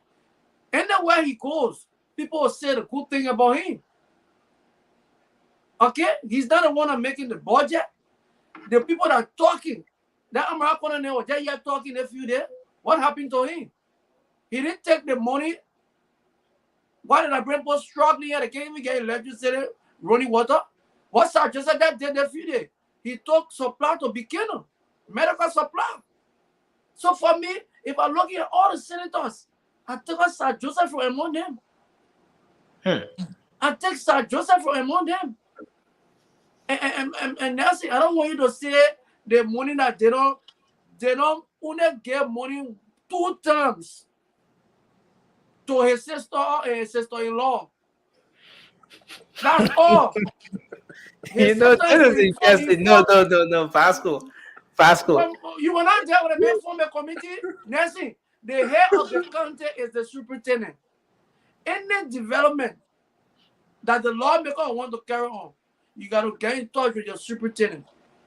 But doing the money he saying pledging to Monserrato, he left the superintendent off. He said the superintendent has sedition. When you get the money to the CDC woman, she will do it a different way. So he employed his sister-in-law. 2 times. How many times you ever know anybody in Monserrato that they don't? No, but Vasco, he set up a committee, and you know, and it's about trust too. He was putting his personal fund in this. Let me tell you that. So just conclude, Vasco, so we transition. They don't got as the how you call the place? We can graduate only 1 person, so not 2 person. No. Listen. People in America happy. They feel they graduate only 1 person. Graduation son in the house. One. Vasco, you are not informed at all. This man is a complete scammer. I know you ain't understand. They don't say when I rap for the 5,000 guy right there. They don't say when I put fence around your horse, put fence around your horse. They don't say when I take more than 5,000, you taking more than 5,000. So what do you still believing? Who can be the light? Or light should be somebody that will talk all over. They don't against the CDC government. So to most of the people who supported the United Party, they thought they don't have light. Look at Martin Cody. I'm proud of Martin Cody. Martin Cody talk about the CDC, say the worst about CDC. Now he noticed that the United Party, they're having a lot of missteps. He goes against the United Party. Now what the light should be doing in the Senate who will talk for the Liberian people. Have you seen they don't talking? No, but Vasco, you may be contradicting yourself. You said the light is not about talking, but now you come back to say, that the person who should be considered the light should be that person that is talking on behalf of the Where are we? I'm going by your scenario now. I'm going by you people because you're on the light. Now I'm telling you now, you're on the light. It's somebody that can talk. But I'm telling you, the person that can talk or any action that cannot live by what they say or what they want, what they're doing, they are not lying. Man lied as Joseph. Nelson, can I come in real quick? Just 10 seconds. That's my lie. Let's take Mary. Oh, okay. You know, Vasco, being a Mary, just 20 seconds. Just 20 seconds. Being a humanitarian don't make you a light. Okay, I applaud Sir Joseph for what he does when it comes to giving back to the Liberian people, but he chose to be a leader as a lawmaker. So he have to be outspoken through his actions and his words as well. If I would pick anybody within the House of Legislature as a within light, the Senate. Well, I want to go with both as Senate. a light because I wasn't on yesterday. I applaud Speaker Funati Kofa for his leadership, his outstanding leadership he showed yesterday. He went to that repass and went back to show leadership, which is what he's supposed to do. And then in the House, Nelson, in the House of Senate, we need to understand it's much difficult to be outspoken when the government that is in place is the government you put there. So Delon he's still there. He still means well for the people, but he's not going to talk as much as he did during the CDC regime. That is his government that is in place right now. So criticizing the government is like criticizing himself. But I'm sure he's seeing things that are being done wrong and he's taking note of it. Thank you, Mary. So let's take Rudolph and then we'll take you quickly, Francis. Yeah, Mary, good point. That was the same point I was about to make. But Francis said, I will go further. Nelson, like Mary said, being a light doesn't mean that you should go and be giving food store, hospital in Iran. No. And please don't interrupt. And I will go further to say that is not even his function. He does that well, but then his actual functions, he fell in them, right? When you enter a dark room, I'm just telling you what a light is. When you enter a dark room, and you put the light on, it's supposed to shine that dark room, right? And that shine means that you should expose things that were hidden. And that is what Delon had been doing. So you cannot say Sir Joseph is the light when he has been in that house forever, but he has not exposed a single thing. He has gone with the flow every single time. Thank you. Thank you. Francis, 20 seconds quickly. Yeah, just quickly. That's the problem with our country because the still lawmakers are they calling darkness or Christmas light are the ones that are keeping the people in abject poverty. So they do this thing. Now watch Sir Joseph re-election campaign, right? Vasco don't be running around. They may buy medication also need to be kind of remember the one for the retreat. And then they may not do that. Whatever. Let the people budget work for them. Let the people go to the hospital and get an IV drip or a medication, and let the children go to school, and the school is not leaking on them. You don't have to come and give them zinc for their school. Don't do any of that stuff. Just make law, hold the other branch of government accountable. Don't be giving them stuff and keeping them poor just so they can depend on you. Then you call them darkness or Christmas tree. Thank you. Well, thanks a lot. Thanks a lot. And this is very important because at the end of the day, Marie, I don't know why your stuff is not coming through, but we have to make a quick transition. Nelson, I disagree, but we'll talk that one in about.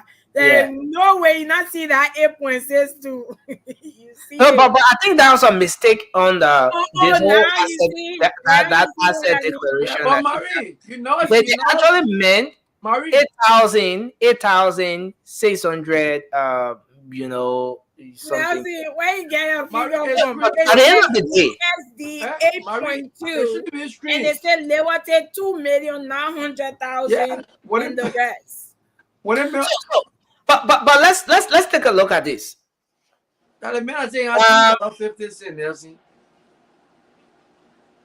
Vasco, you want to take us back? That TDR 50 cent, it was the first asset the man ever declared. The very first asset.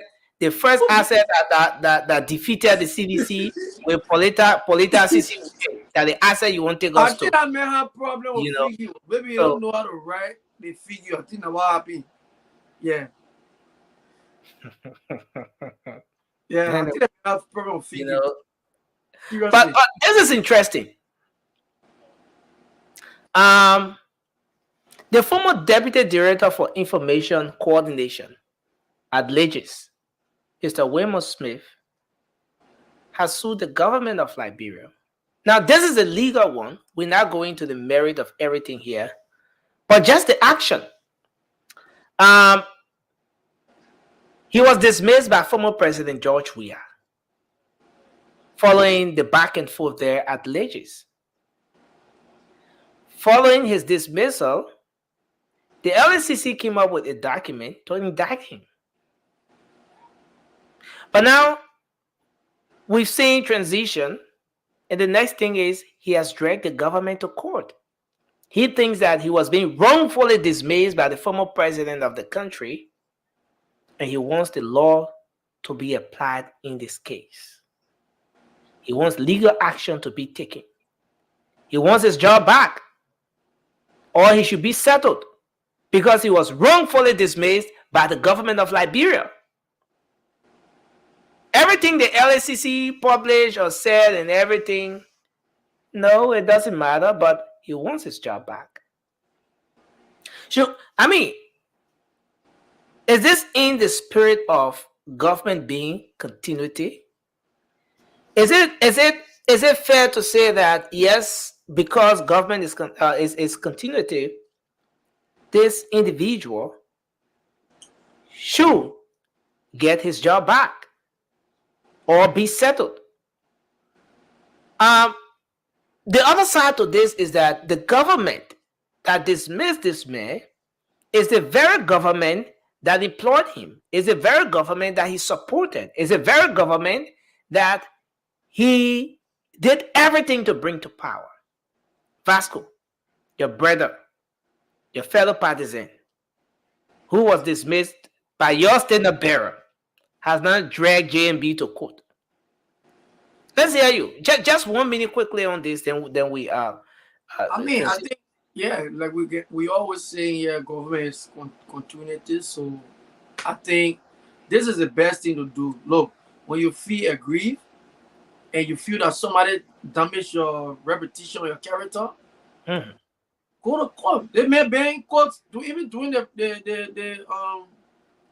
the former government time. He was in court. This is the best place for them to go and discuss it. So there's nothing wrong with that. If they may feel being said that her character was damaged or he was lying. No, he's not talking about defamation or whatever. No, his point here now is dismissal, that he was wrongfully dismissed. Now the next question is, who dismissed this man? Yeah, he was dismissed because of allegation. And the back and forth, the in-house fight. So the president dismissed him. So he went to court. So apparently, coming out now to be asking for job, I think there is nothing against him. So I think he feel that he have won the case. That the government, the past government wrongfully dismissed him. So, and if he won that case, two things: either the present government pay him, getting his back pay, or they get a job back. Yeah, I think nothing I said. Nothing else. Thank you. Thank you. They're going to the law now. Let it go there. Yeah. Thank you. Rudolph, yeah, 1 minute on this one. Yes, Nelson. I have not followed this case, but I think when you were speaking, you said that he was some kind of, I think, deputy minister of information or whatever. So No, not yeah. I think he was the head, right? LSCC. No, not LCC. Legis. But Legis. He was the head. All right. He was the deputy director for information. Deputy director for information. No. And then at some point, he acted when Dr. Red, was removed and all of that. Yeah. Nelson, it's true that government is continuity, but these guys are jokers. They feel like even before I go far, let me just say something. Nelson, what this tells us is that Liberia has changed. What this tells us is that the law of our country is beginning to work. What this tells us is that the people now believe that they have a responsible government that can listen and that will not fight against the law. That is why he is taking this action. When it was Mr. Weah, he knew that Weah could get away with whatever he wanted to have gotten away with. So he couldn't dare try this. But let me say this to him and his likes. JMB is no weakling. He is a good leader. He listens. But it doesn't mean you just come with your flag a jet in it and he just grab you and say, okay, yes, because I want noise, so I will get you job. But no, we now have qualified and competent people to fill those positions. He will explain tired, no evidence. Thank you. Thank you. Marie, let's hear your take on this issue. Now, first of all, I want to ask, even though I know it's not, and it's probably a stupid question, but is this a 10-new position? No, it wasn't. It wasn't. No, so what are we talking about here? I think he's talking about the process. He was wrongfully dismissed. What's the process? Something happened, and because he was incompetent for the position due to his actions, he was dismissed. I don't think there is an explanation needed for the same person that appoint you to dismiss you if you are not doing the job right.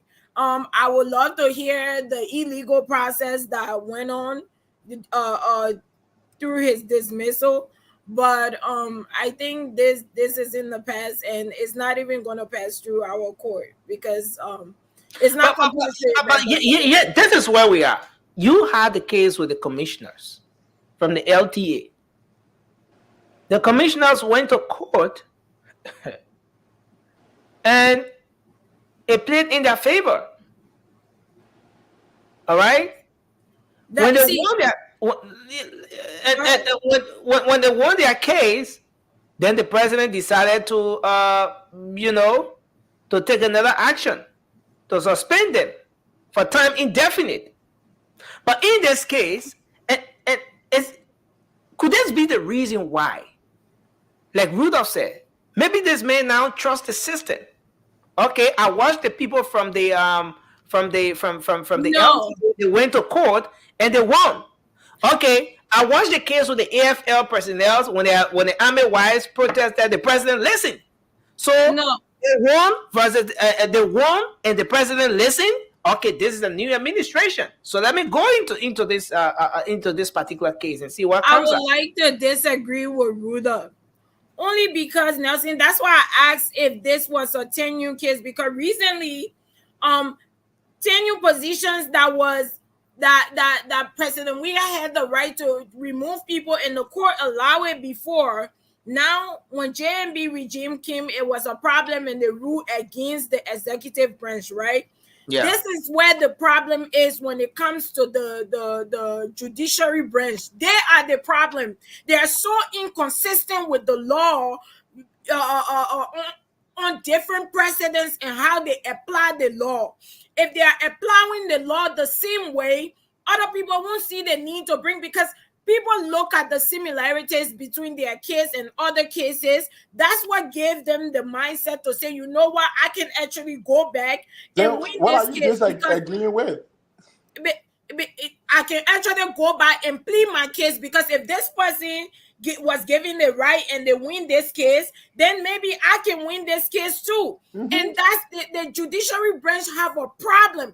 They are not following the law and the constitution of Liberia. They're applying it differently when it comes to different precedent, and that's You know, I really want to get that part, No, Mary. When you say what Mary disagree with. I didn't catch what she disagree with me with. No, because you said they now trust the system. It's not that they trust the system. They shouldn't be trusting the system in the first place, because the same judiciary branch that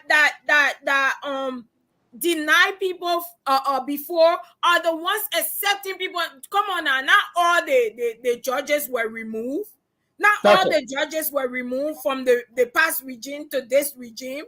They need to be on the same page. That's why there are laws. They need to follow the law instead of applying justice to how they feel. Because if that was the case, then we wouldn't be in this situation now where other people feel like, okay, if this person won their case, then I can come with my case too, and there's a possibility I will win too. Thank you, Mary. Francis, you want to weigh in your thoughts? I see you have your hand up. Rudolph, take 20 seconds quickly. Then yes, Mary, you know, I mean, the problem has not been that they have not been following the law, right? The problem has been that the former president had so much influence over that body, which was not supposed to be like that, right? So now what I am saying is that we now have a president who allows that body to function independently. And that is what people are trusting now, which is a very good thing for our country. Thank you. Francis, you want to go ahead and then we bring Emma for me, just quickly on this stuff. One, everybody that work, the president appoints work at the will and pleasure of the president unless he turn you, so he can fire you. Unless he was fired for, unless he's claiming wrongful dismissal. No, not wrongful dismissal. I'm talking about something personal about your character, man. Character defamation? Defamation of character, something like that. Then you can go to the person, independent of the government, that defame your character. But the president can hire and fire you. So why you bring it to this administration, even though governments continue with it? But if you claim defamation of character, go to that person. If you claim wrongful dismissal, go to court. But again, let's get some things right here. Let's get a few things right here. Even in the private settings, you are employed by a company or an institution. There's a process. All right. Not because the person employ you now, they just work out once a month, they say you fire. In an organized a labor environment, you know, there's a process. There's a way you fire somebody and the person will challenge it. No, that's something called at will policy. At will policy. You have to wait. Rudolph, let's have Francis to learn. Yeah, nothing. There's something called the at will policy. You can be fired at will for no reason, no cause in this country. So that thing you're talking, it's not always something you have to have done something wrong. But I'm not saying former President Weah fire him for just cause or not.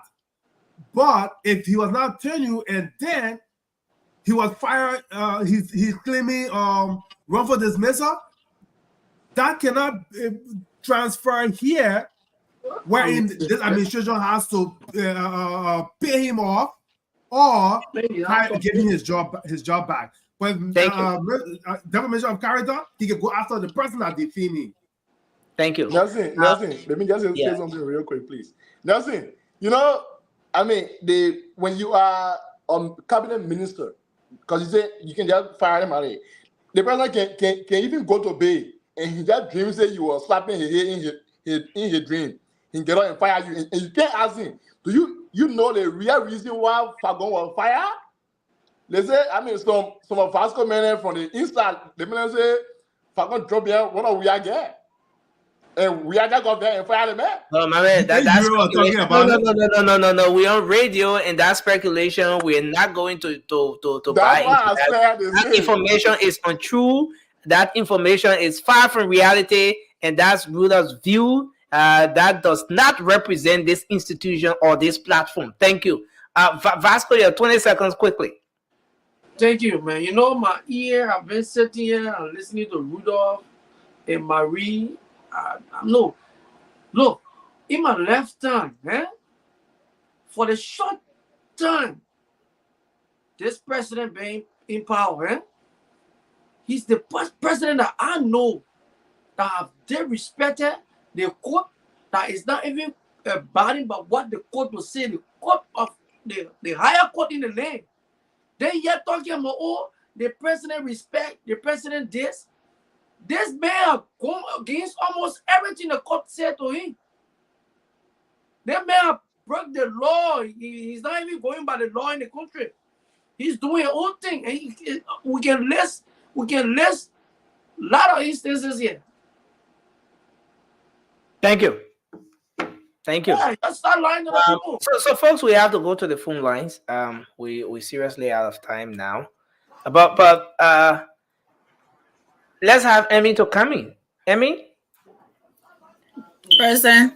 Unless you've not been following the discussion, because I see you've been in and out. But if you're know. Yeah. I make it every day. So yeah, I say I don't have anything much to say with that whole code thing. I don't know. I heard he did something unethical. That's why they got rid of him. But if he feels like he did nothing wrong, and he want to fight it, kudos to him. But I really don't know how that worked. About him getting his job back, because anyway, they said government is continuity, right? So maybe that's why he feel that he could do it with another president. So I really don't have much to say about that. Let him go to the court and let him look into it and see whether he did something wrong or not.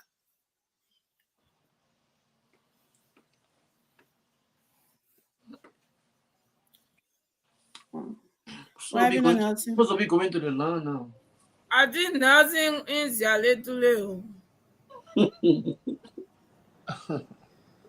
So well, guys, am I the only one who knew that? I'm a former using about Fagon getting fired. Am I the only one who knew that? Man, don't be bringing misleading information here. You saw Vagon. You know the reason why they fired Vagon. Vagon our campito, Vagon our mesno, Vagon are doing everything. Coronavirus in the country killing people. They tell you say you're not doctor. Don't be speaking like you medical doctor, medical person. He drove from here, came America. He's having that was the very day. You know, what's going on, guys? Is it Vasco's term or what? Emmy? No, he won't bring hijacked the show. Again. No, but Vasco, you can be hijacking the show. I know. I was so shocked. No, don't lie. I was brief. Ami is done, right? Rudolph still won't bring Vagon business in the discussion. No, guys, please, that's okay. Nelson, can you lean like what comment? Yeah, Lynn say I shouldn't say the information is not true, it's unconfirmed. Unconfirmed, I can't say it true, right? So that a lot of information there. This is radio. But again, I want to say I think we can go to the phone lines. We've touched on a lot. I just heard some strange you? sound around, and so I was trying to make sure on something. They But was scared. security is key. Hello, it's 2 a.m. in Liberia. Just so you know. Hello, you live. Hello. Echo. Hello. Okay, the person is listening to the radio. 05551010075. And the WhatsApp number, I'm gonna put it up. 05551010075. Call us up. Make your input on the different discussions, the talking points tonight. Let's see if we can ping this number up here. Okay, but let's get this person coming in the meantime. Hello. Hello. Hello, how are you? Okay, we lost that person. Nelson, Okay. my group has confirmed my information in the comment. You don't know, but they won't know. Okay. Hello. Hello? Yeah, hello, you This is live. This is Chief. She was calling from District 1. Okay, please go ahead. Let's hear you. Okay, I say thank you for your talking point. So first of all, start with, is it the same Wilma Smith that took him to court? Yeah. Is it the same Wilma Smith that was talked about a few days from the annual NBR, the Bureau of Concession, that should be paid? That he be paid? Yeah, you should be paid off. No, I didn't follow that development. You Apparently, need to check. You apparently. need to check it off. Is it the same Wilma Smith that sued Alex Williams? Yeah. Okay. I think I will not be so hard, but Wilma Smith has a problem. It's a long story behind him. So let him take the government to court, and I hope they will do him due diligence.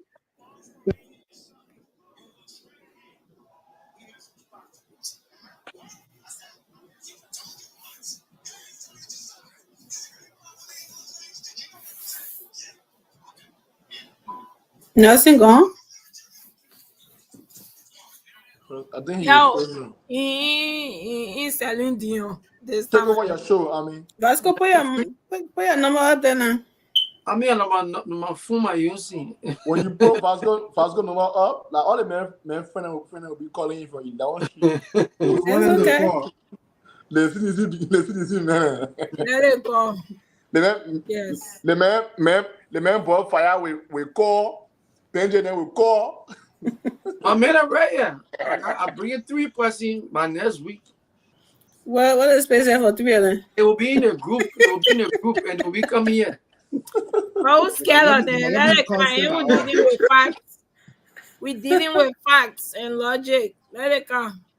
Today I kept now you say he let Martin call you, right? Because Martin call you can talk for people. What about that CDC No, COP? but like Vasco, they straight up Martin on the show. How you far? The men not know what he's doing. Listen, I don't like Martin Colley. Today Martin Colley know what he's doing. But let me friend with you. Martin Colley know that the real life. Vasco say he like that Martin Colley. Any some person, they step the way the government messing up and where the country going. You will not sit down here and be saying, oh, JB down. JB said, oh, well, he not give up. We are not, because we are different from you guys. We don't sing muya muya. But they stay talking, oh, and this down. All the way you see your the whole train collapse. You tell me why you're not doing that, bro. Vasco, you can yell with it and be loud and talk it 3 times. You're 6 years. You're 6 years. You were there. You did nothing. In your first 6 months, you were holding Joria Rock to build a condominium while the people were suffering in the first 6 months of his administration. What you can do? For this 6 years, you didn't accomplish anything. Spinach. You didn't accomplish anything in 6 years. Let President Baga make his mistakes now, and let's see what happens at the end of his 6 years. Exactly. Over. But for 6 years, you did crazy job. I know that the Rocky told him here, you don't make mistake. Now what you came for? We are about to launch PhD program for the very first time. Listen, everything that Josh we are left in our country. Well, what is it? Name that. PhD Park? Name everything that he left there. Listen. We're looking at the country now, we're seeing the thing he left there. Listen, some of y'all say something here. I asked you to name them, my brother. Name them. Joshua King and make sure that the lawmaker was compared to cut the salary. When we came, we made them to 15,000 plus. Y'all listen to them on the radio, on the video, I'm telling you. The poor making 15,000 plus here. When Joshua won the election, so that they think Joshua left there. And so we did not have that power. Are you done? No business as usual. I don't know to tell you what we are. Let me tell you. You want me to know what we are and do? No president has ever done it. I just asked you to name them. You tell them about lawmaker. We are to Kota Road to Lofa County. Today we are to the Kota Road from Ganta going all the way to the Africa border. When was that groundbreaking done? No, don't ask me what groundbreaking. No. But you can't go and still ask you. Who took Kota Road there? Y'all leave Vasco, when was that deal done, agreed, and the ground was broken? We made market women. We made our market women. That's why you call people. Nobody not do. That's only nobody ever done too. But Eddie Johnson said that started the Lofa Road and broke up Josh. So we are the first president to build full road from here the Red Junction going to RIA. What you better start lying. What full road? Rafi Highway? Rafi Highway?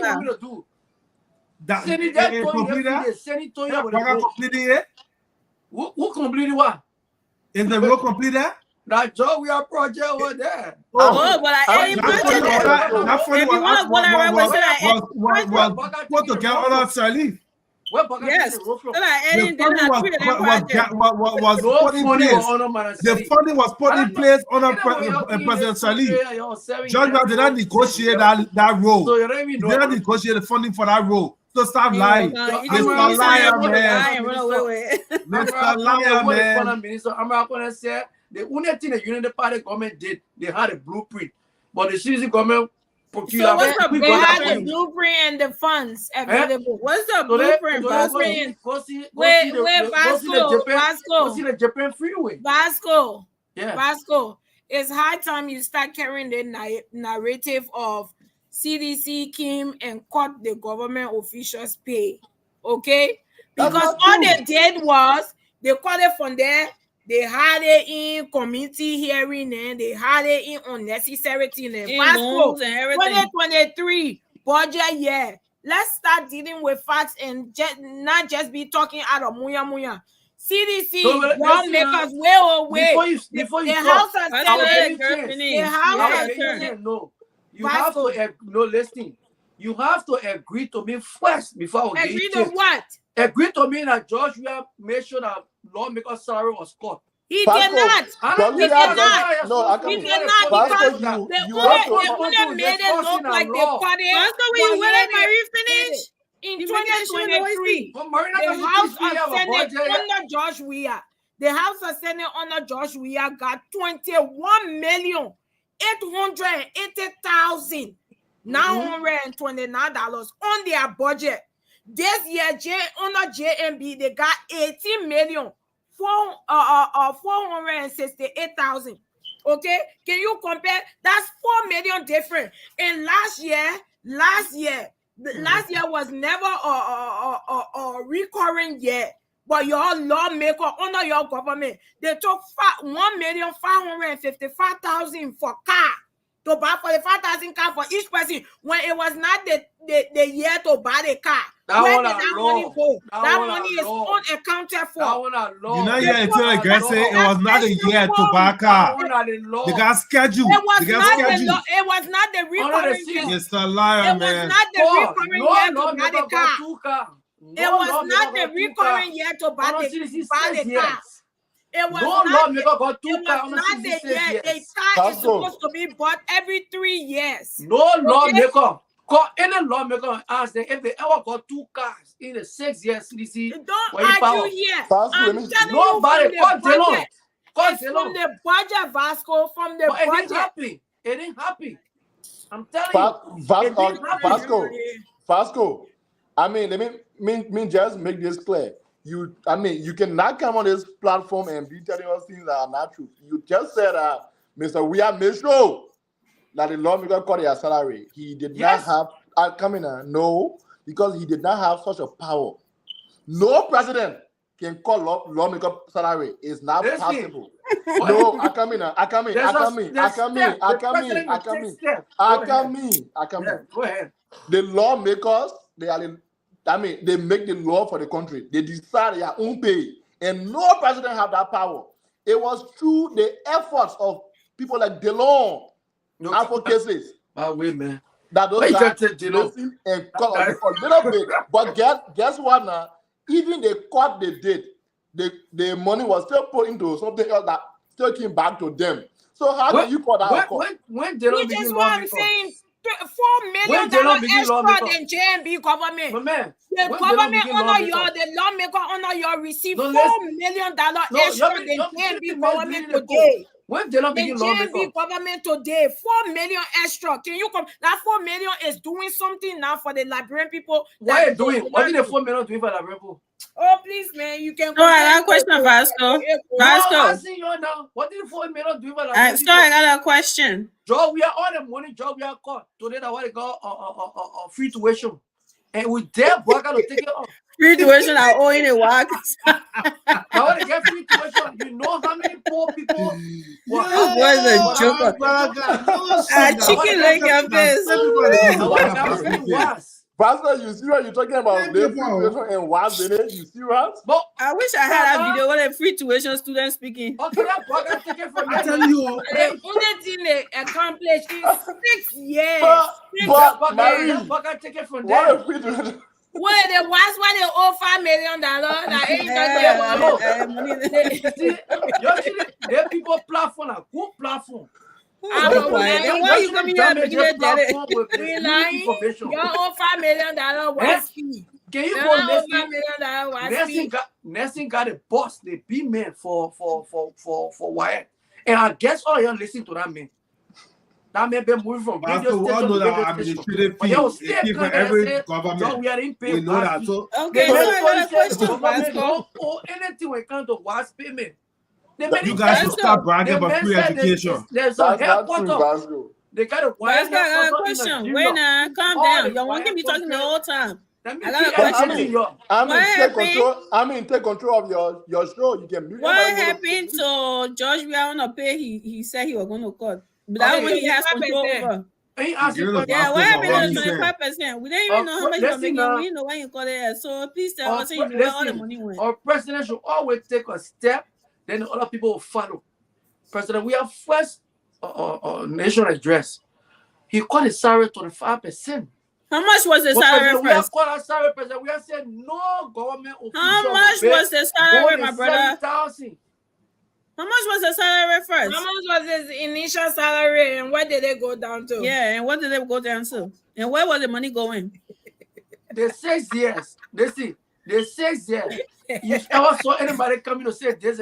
What made the lawmaker cut the salary? We saw the law coming to say, yeah, we did. No. After that, Vasco saying your president, you were here holding Delon. You say you didn't know what Delon money was going. I'm asking you a question now. How much was President Weah initial salary? The president took a bold step. How much was the initial salary and how much did it come down to? That's the question. It's simple. Answer the simple question. How much was the initial salary and after he took the 25% off? How much was there and where was the 25% going? Why you want me to tell you what the 25% going? Government. You know what? They don't want you You said they don't want going. You said they don't want going to your sister. So you knew what they don't want going. You know your spiritual leader who are going. They don't call it cost salary. You see, every day I'll be educating you. They don't salary. They don't receive all his salary. He decide how much to take for them and give it to somebody. They don't call that cost salary. When you cut your salary, it will the one you cut it off, it will never come to you. That will be taken directly and go straight to government revenue or whatsoever they want to put it. Where's so the who has that? Who has that? Do you have anything to prove that? Do you have anything to prove that? You just come here to lecture us. I get what I'm telling you. We got every trail with Jelons. You come here and criticizing it. So we want you to show us trails of George Ria's money being cut and where it going. We want to know. When you know, what you think about it? You think come here run your money, we gotta go ahead. I ask you a simple question. Why you think the lawmaker cut their salary? Joe, we have money. Because the president put his salary and make sure everybody in the executive branch don't make more than 7,000. Because I said, don't ask them what I'm making. Okay, so Judge, we made all the acquisitions. We're gonna come and bring 1,000. I like the fact that you say our president need to take a step and people follow. Our president took Jordan. Your president now. You criticize it. Your president not took Jordan. Our president knew he would now pass the Jordan, so he never took it. How they can take Jordan?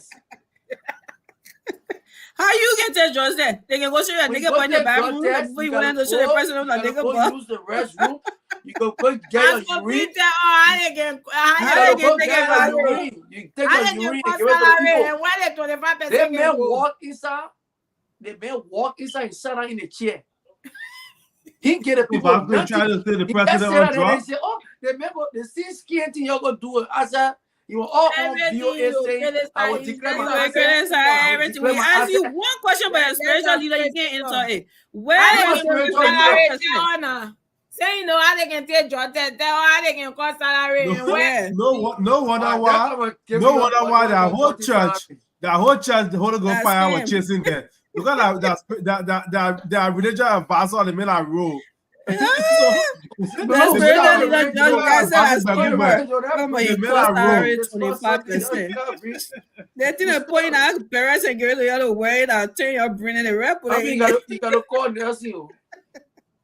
You see the people giving me thumbs up. Which people? Who for them? Which people? Where? The people in Wawa. You see coming? Vasco, you see coming now?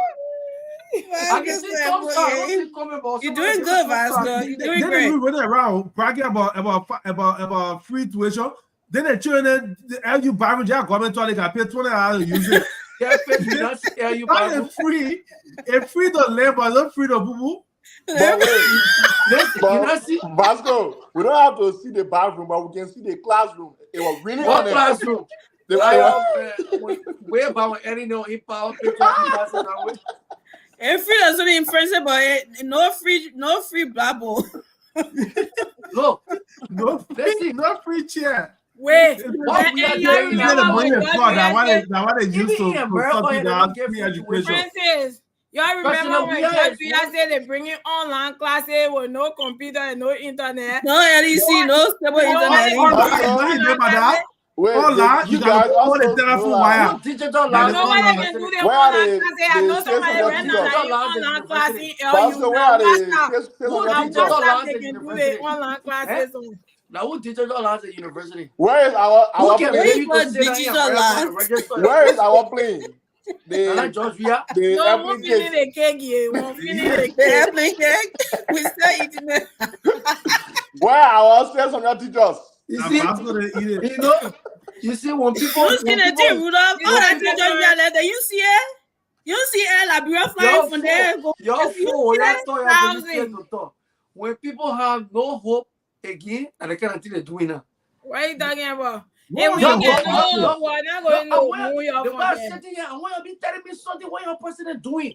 In a 9 months. Now we telling you why a president then now we helping you. What kind of protect my vessel? You say in the 9 months. Not pregnant. Let me 5 more years. What you calling 5 months? The moment the day you win election, they announce you win.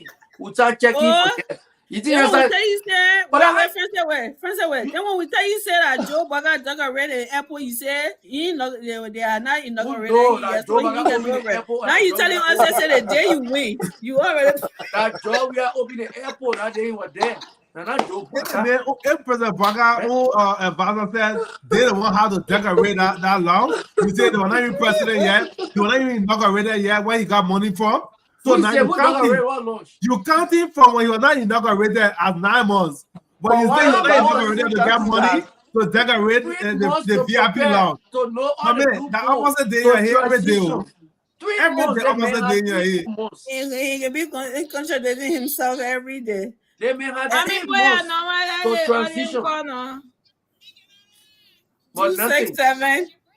I'll put my Google number. 267-586-5479. Let me put my number again. Vasco won't take calls now. 267-586-5479. Religious leader that scammer. The spiritual leader Joe that con artist. What about Mr. Lyman? Put it by a boss. Put it by a boss. You see what's happening at the airport? I'm hearing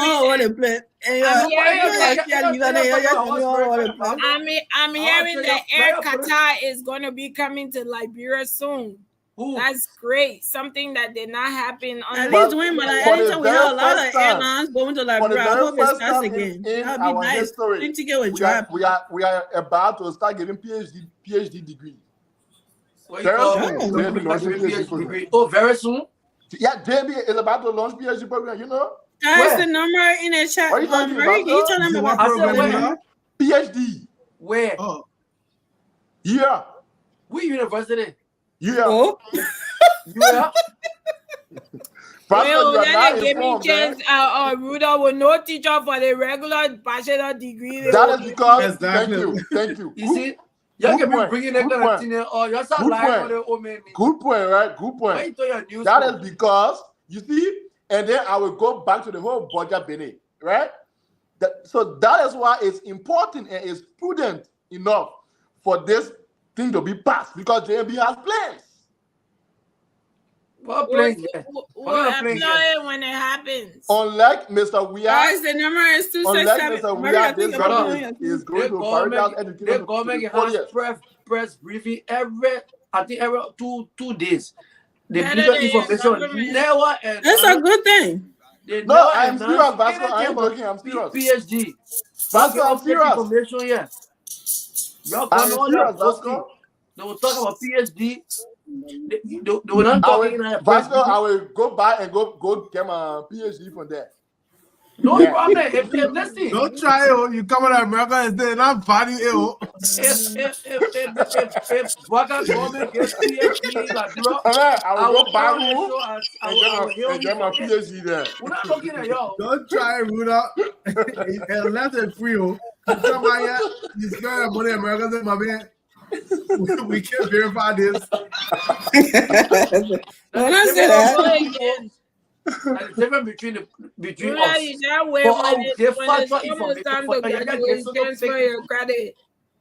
When you transfer your credit now, you just come here, you finish it, you do your dissertation. No, I'm not coming here. I'm doing all in Liberia because it is going to be the PhD hub of West Africa. So guys, no,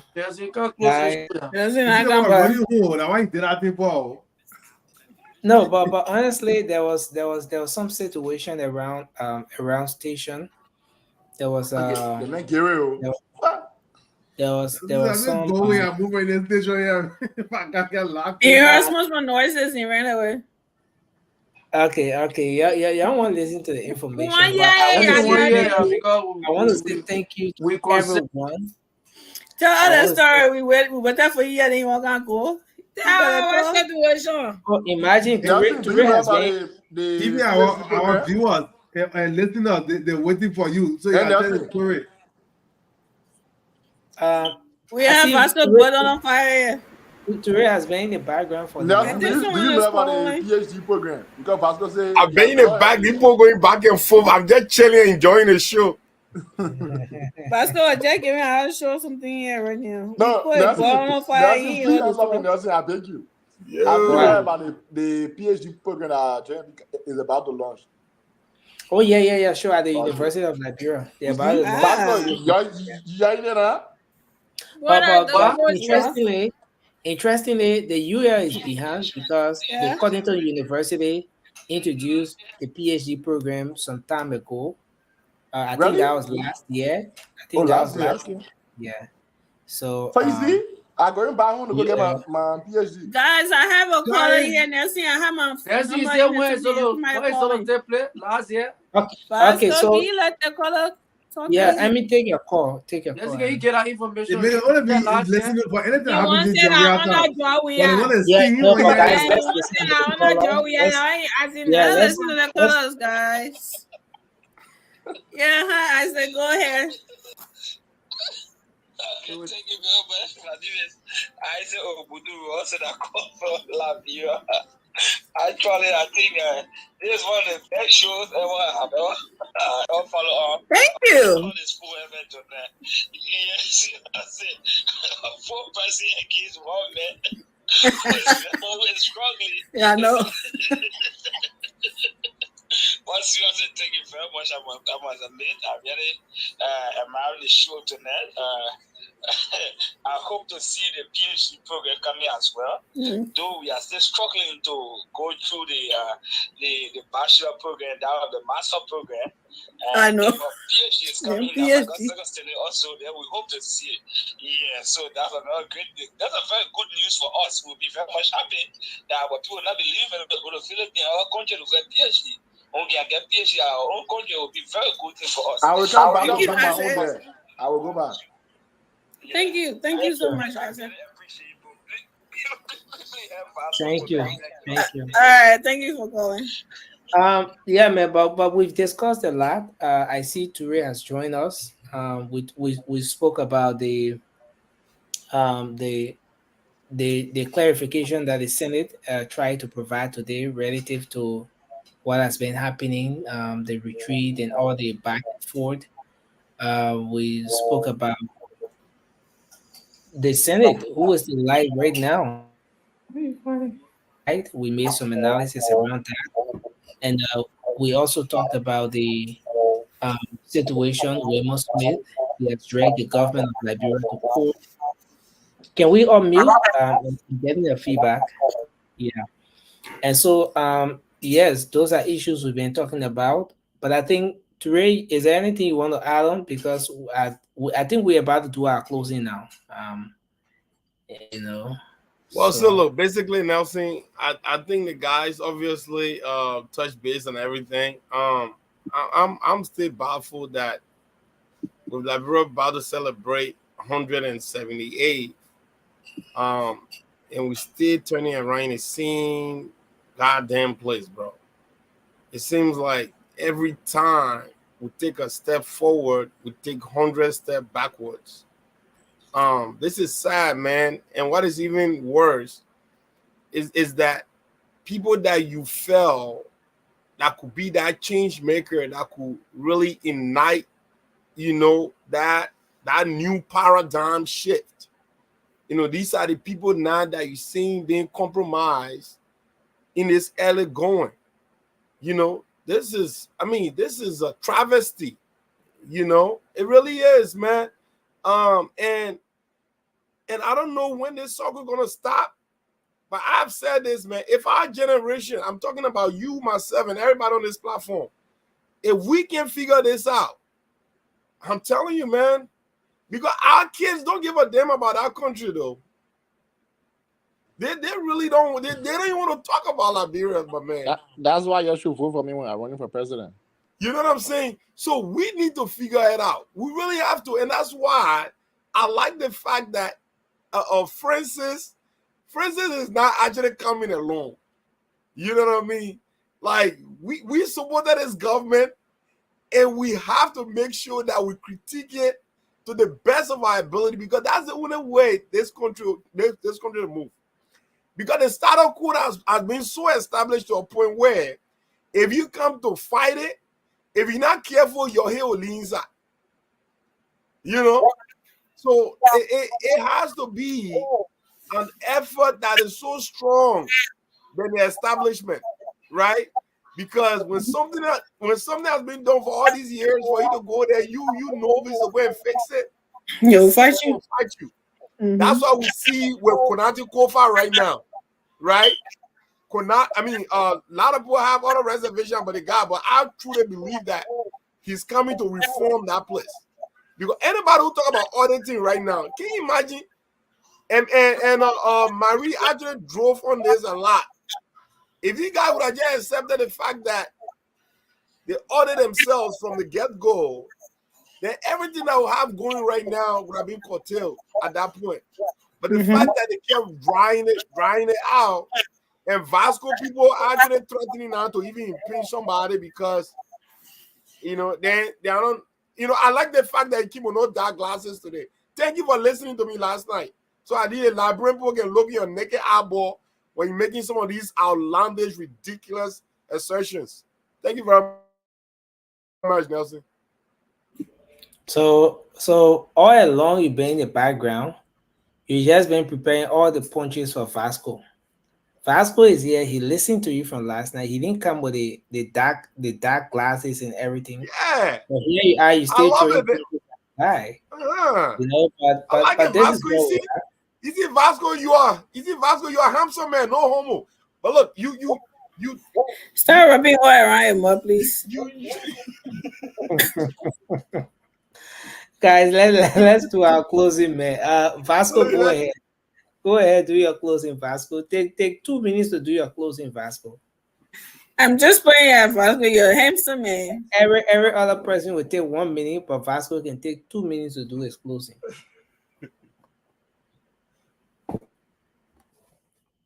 Vasco, you're muted. Okay, no problem. I will just go, because I know when I speak, then everyone of them coming after me. So Nelson, why you always scared? But we should be discussing the issue, not me. We need to discuss your government. The last detail is the issue. This government is the government that's supposed to change the life of the people.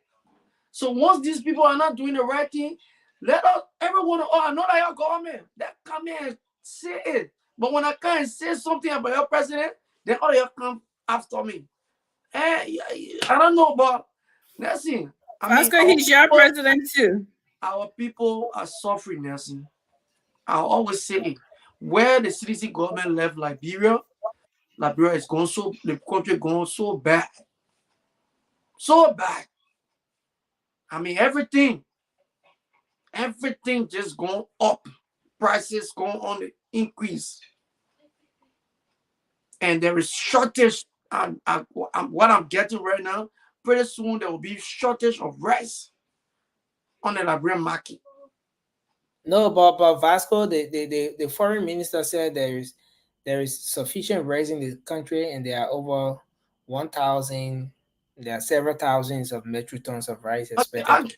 Yeah, Nelson. As you know, the Japanese government also is making available some metric tons of rice for us as well. The people can get rice. Nelson, the government, anything the government tell you, when you see it, you believe it. Because the government from the time the king, everything they've been telling us.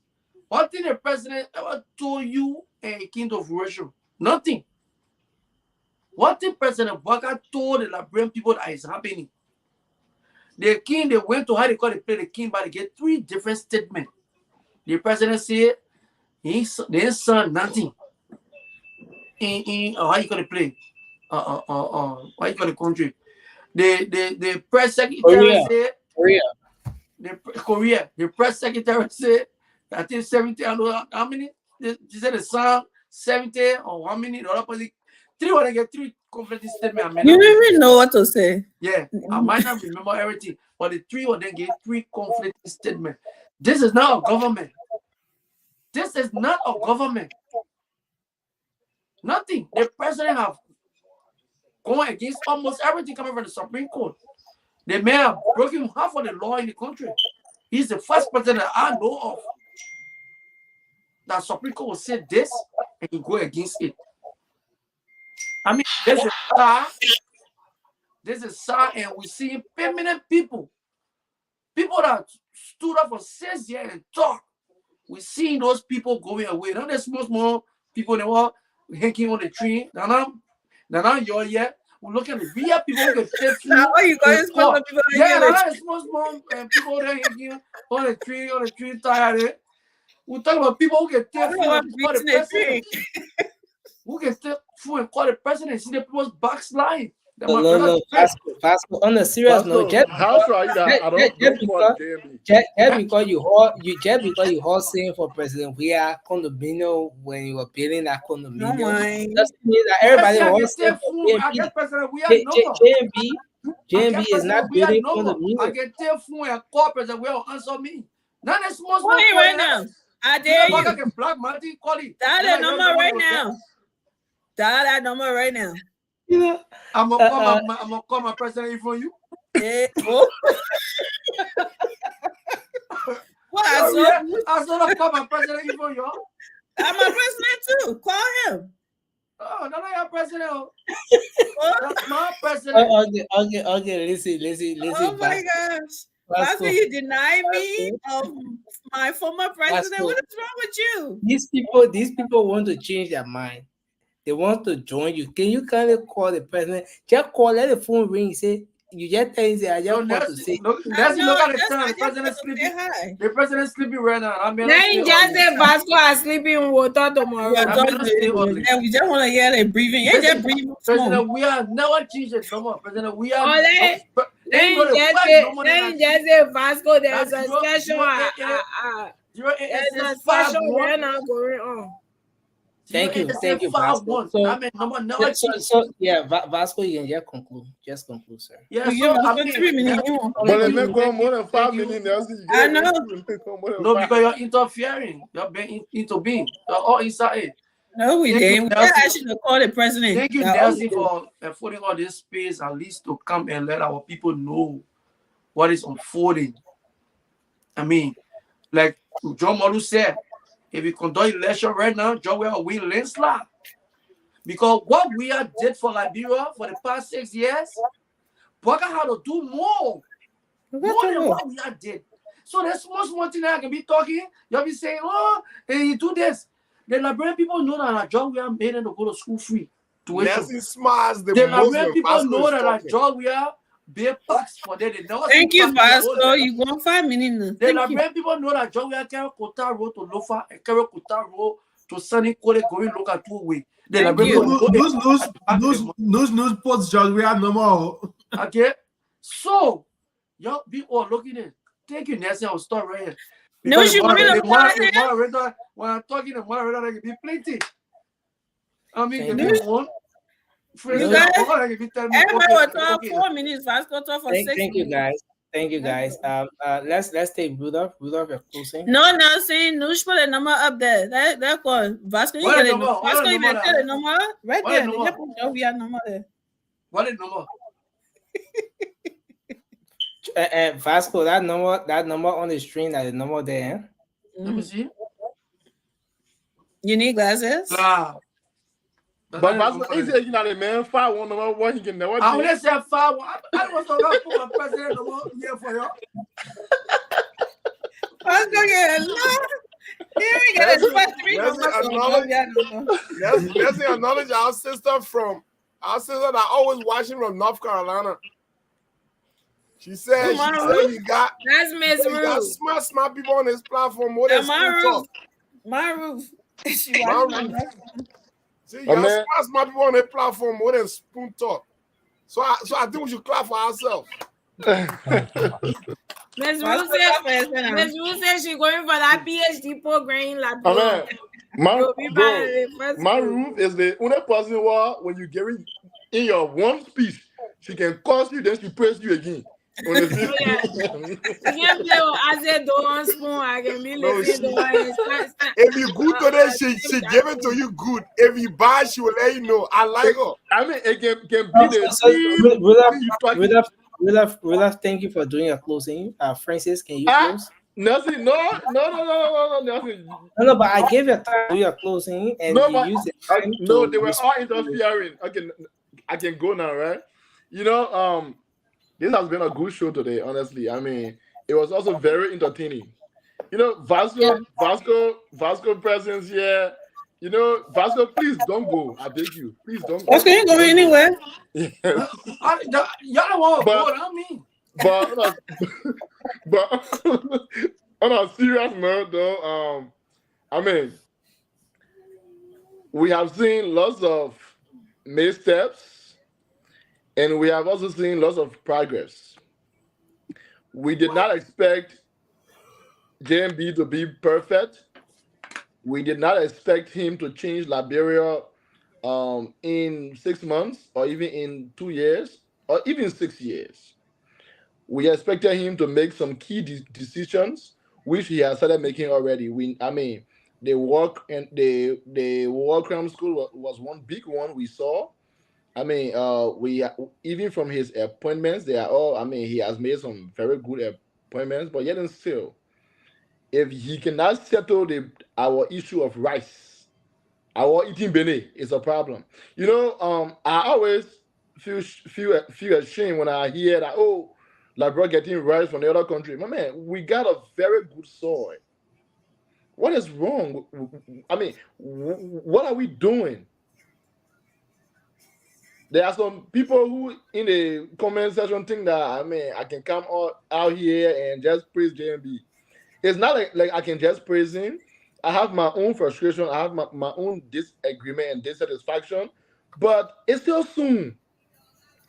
I beg your audience, y'all give me a year, 6 months. And when these things are still happening, y'all will be the one begging me to leave JMB. We don't want to dress the devil, so we know how to undress it. But he needs time. We have to be patient with him. We know that he is experienced, but not all of the people that is on board are all as experienced as he is. They need time. They will make mistakes and they will learn from it. And together we will make Liberia better. Thank you. Thank you, sir. Francis, you want to do your closing? Then we'll take Emmy, and so Mary, and then Emmy will take us home. Yeah, folks, it was good being here tonight. It was entertaining, interesting show. My brother said if the election today, Judge will win. I think I'm calling Netflix as soon as we get out of here. Our brother needs his own Netflix special. Our brother's a comedian. He just made Labrampo laugh today. Do you know how much suffering Labrampo went through in our country in the last 6 years? Children, 5, 6 years old, were walking in the street. You say free education, but some of them don't even go to school because their parents rather than sell, then they go and sit in a school that they're not going to learn anything from. You see 12th graders free reading at a 7th grade level. University student reading at high school level. It's a free education. What you fail to realize, and I'll continue to say it, when it comes to government spending, there is nothing free. There is always somebody have to pay for something. It's not free. But y'all go say, let's go, y'all want to shut the children more when you're still at $16 billion? You want to shut that more and say free education. The children go to school free and the pamphlet they use to buy $10, $10 to $30. The bathroom they used to use for free, you're telling them pay $20 to use the stink bathroom. That's not even clean. The student is paying for it. Then you can lock the door. Then the student may want to go pee behind the building. But it's free education. The building leaking. The children got no chair to sit down on. They're standing by the window. They got to say free education. What kind of joke is that? What kind of learning environment is that? These are the people that are talking the future doctors and lawyers and professionals of our country. But what are they learning? What are they learning? So that's why we also beat on President Parker now for that little increment he put in the education budget. He should have tripled that increment. I think it was 1 million extra he put for George Weah, and show you that's serious. Because education is the bedrock of our foundation and our children's future, the future leader of our country. And they're joking with it. George Weah can't make fun out of it. Then now President Parker is taking it lightly. They need to do a lot better with our teachers, our healthcare professionals, our security, including fire service. These people need to be paid handsomely. Those fat cats that say that on Capitol Hill and the executive marshal, they need to take a pay cut to pay our police people there. Now, see, I send you pictures of people, police officers in the U.S. riding bicycle. That's why it's called community policing. It's not expensive to buy bicycle. One car that is all bad for the legal criminals on Capitol Hill can buy bicycle for maybe over 1,000 police officers to patrol the community. Common sense is not common in our government official name. Thank you.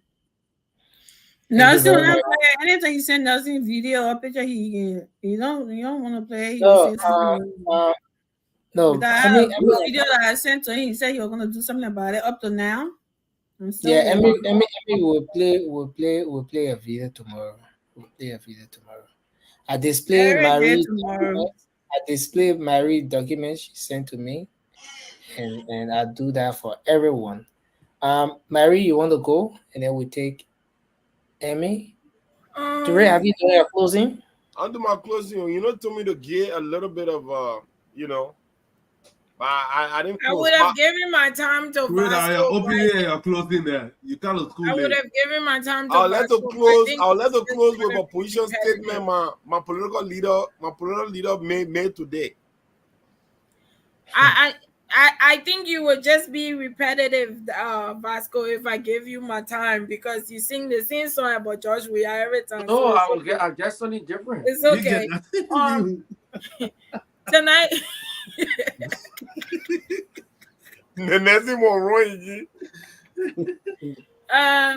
Tonight was a good show. I know that I heard CEO said today that one or two other senators said that they will also return the funds, the extra funds that was given to them. In my opinion, I know a few of them, if not a lot, will come out and return it to be political and smart about it due to their intentions to run 2029. And I think if they mean any good, they will suggest a reevaluation of that budget and take away all the unnecessary funds that are being given to them, and just take only the 10,000 that is supposed to be their pay. But I know that people like Honorable Snow will not do such a thing, because he said his money was not even enough for him anymore. So I don't expect him to do anything like such. Yeah, there's a lot of BS going on in that country for people to be doing the same job and be paying extra $2 million, $2,020,000 just to have a committee hearing, which is all the same thing, part of their job, is insane. Is absolutely crazy. And I think Liberia have a lot to catch up on, a lot to do. The government officials are a major problem, and it takes a president that is going to put his foot down. I'm looking forward to JMB actually working with the executive branch when it comes to the finance ministry and everybody else to put his foot down and see how best they can make some changes where we can see that it's not business as usual. We will see some impact in what he's doing with his government compared to the George Weah-led government. But tonight was a good show. I would like every one of us to stick to the facts. Vasco, every time you come on here, let's not go by the public sentiment and the political views that we have.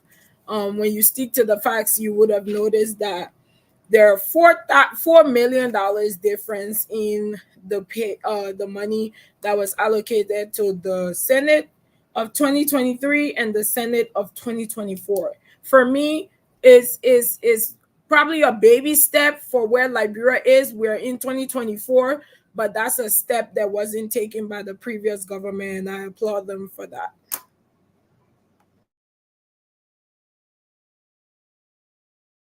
Yeah, thank you, Mary. Emmy, right? Yeah, Emmy, you can go. No, it's all right. Okay. So I'm gonna close with this quote here from my political leader, Honorable John Gonglo, LPP. It reads, "Fear is a powerful emotion that can deter individual from speaking out against corruption, as they may fear the consequences of their actions, such as losing their jobs, being ostracized, or even facing physical harm. Loyalty, on the other hand, can also undermine courage to fight corruption, as individuals may feel obliged to protect their peers, superior, or institutions, even if they are involved in corrupt practices. Government is a place to serve, not to steal." So, my political leader came out with this, and this is what we see in Liberia. People are so close-neck, it's like a family thing going on. Even if their best buddy is caught up in something, rather than public shaming them, they will try to shield them. And when you see that happen in any country, that country is doomed to fail.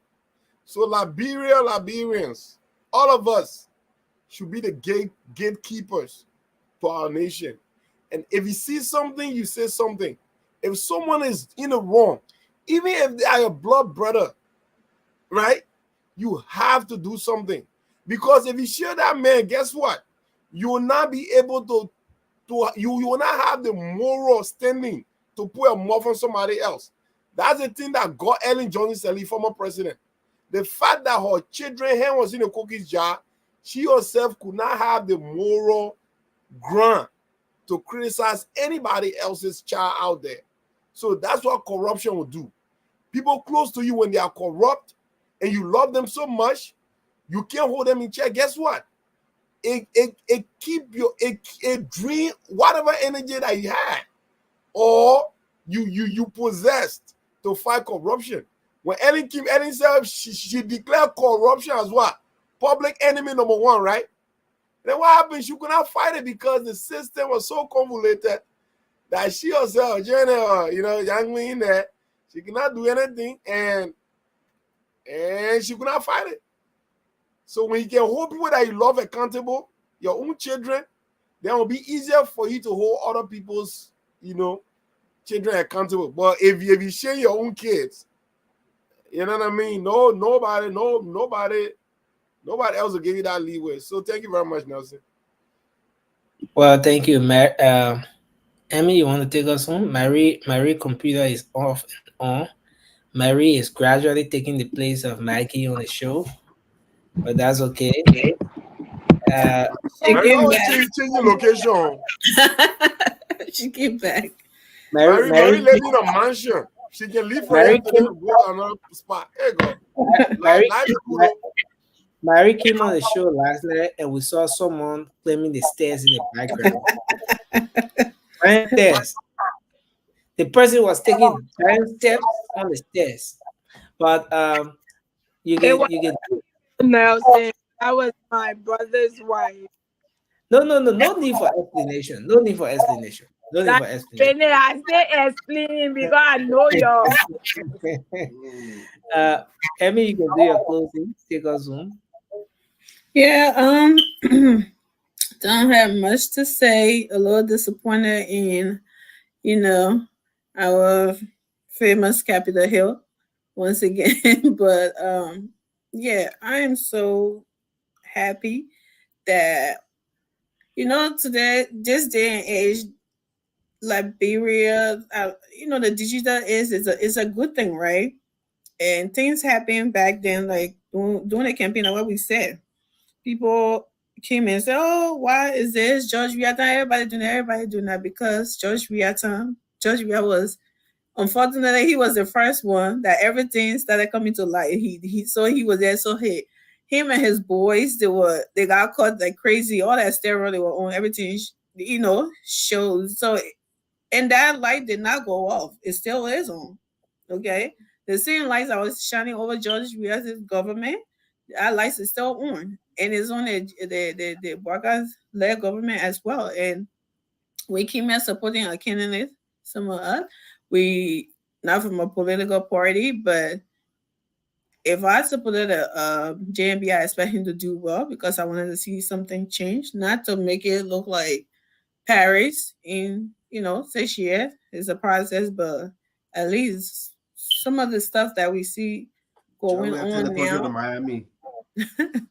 going on now with our lawmakers and stuff, it is disappointing. And then like those so-called lawmakers are in their building, their house, and some, especially people that get called by them, passing around, so they're talking and speaking on things and like that. But $100,000, you get called back cannot speak on it. He cannot refuse it. $30,000, he did not refuse it. He cannot speak on it. So I don't really know. And those are the things that drowning our country. They're looting the country and corruption and stuff like that. So I don't really have any,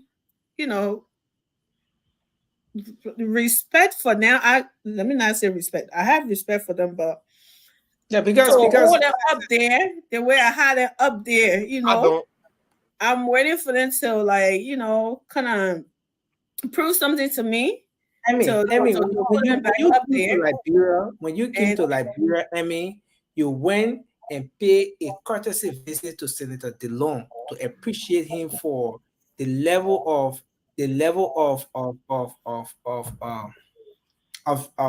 transparency, how much of an advocacy and transformation he was bringing at the level of the Liberian Senate. Are you saying that you are now disappointed and you don't hold him there anymore? I mean, is that the confession you're making on the show tonight? Okay, say you want to preach politics, let's go to politics. Okay, I do still hold Senator Dillon and give him his flower. Right? Is he still the light? Is he still the light? He still is the light. He still is the light. There's a light on in the Senate now. Pastor says Sir Joseph is the light. It's not the long. What kind of light? Sir Joseph, well, in there, the place was still dark. They don't have to come and turn the light on. So what is he talking about? But that doesn't mean that doesn't mean that if something wrong going on or it didn't slip, we cannot say it just because I hold him up there or he done something wrong. He's a human being. He will slip and fall. If you beat him while he's on the floor, he's doing a great job. Then he might not change. But call him out on it, right? Call him out. He's a human. He would know. And that's one thing I give him credit for. He always apologize and then turn around and do the right thing. So I mean, I still hung on Dillon. I haven't hung him up yet, Nelson. If that's what you want me to say, no, he still is the light. When the light go dim a little bit, you gotta slap the lantern. You gotta shake it so that the fuel will go on the low rope. The jack-o'-lantern for it to start lighting up again. Okay, that doesn't mean you want to trash your lantern. No. Yeah, we do have like news comment. So we hope. Right now, Amy, the light is flickering. Yeah. So yeah, maybe we need to change the batteries, like the way we need to grease the train engine, move some of the rust on the engine. We will keep wrapping red oil on it till the engine starts to go move smooth again. You know what I mean? We're not gonna let it break down on us. Well, thank you, Emmy. Yes, so we're here and we're happy that we're calling these things out, and the ones that are, waking up and say, "Oh, we will do the right thing." That's a blessing, and we should continue to, call them out on the wrong thing. That's at least we're doing that, and that's when Terrell was saying right now, if you couldn't call your own brother out or somebody on your own side out, how can you call somebody else? Somebody else, somebody else's child out when they're doing something wrong. So when we're talking about my brother Vasco here. Vasco couldn't call anything wrong in the CDC. But then, I told you, Nelson. In the CDC. But here he want to be so critical. Even you see the good thing, he want to criticize it. What is the good thing? Yeah, so what Teresa said is very right, and that was strictly towards him. So I hope Vasco will wake up and start to do the right thing. The normal bucket of saying I made half for that condominium. You think he will wake up? Well, guys, we want to say thanks to everyone. It's been a good show. Thank you, Anna, but I'm not a politician. Toure drinking country medicine on the show. Toure, there's a book in the background. Can we zoom in? Are these books in the background? It makes Toure look smart.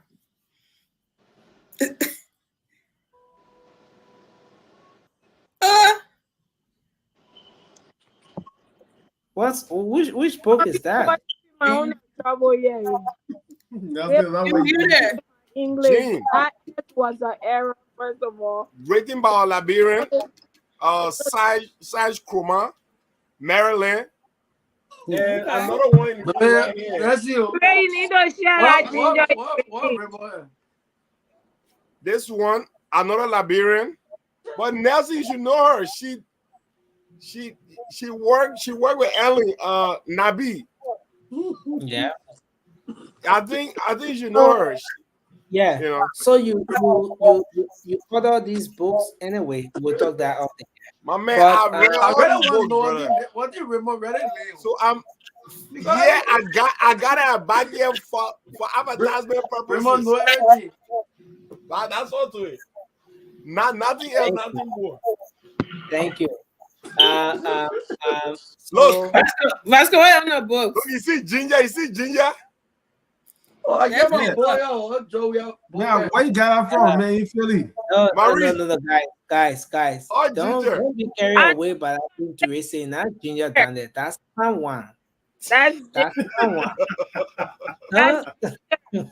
To carry pound in America. But they make it recently. That's I'm not. But I can't get pound in America. How you even manage to pass through the port without the airport? But Ginger Nelson, Ginger, bro. But it's the thing for me. I mean, let's know. Okay, Mary, let's take Vasco. Vasco, you know how. Thank God, Vasco. Yeah, Vasco, you know point one. To live that thing up. Why Vasco got to want to know Vasco No, man. No.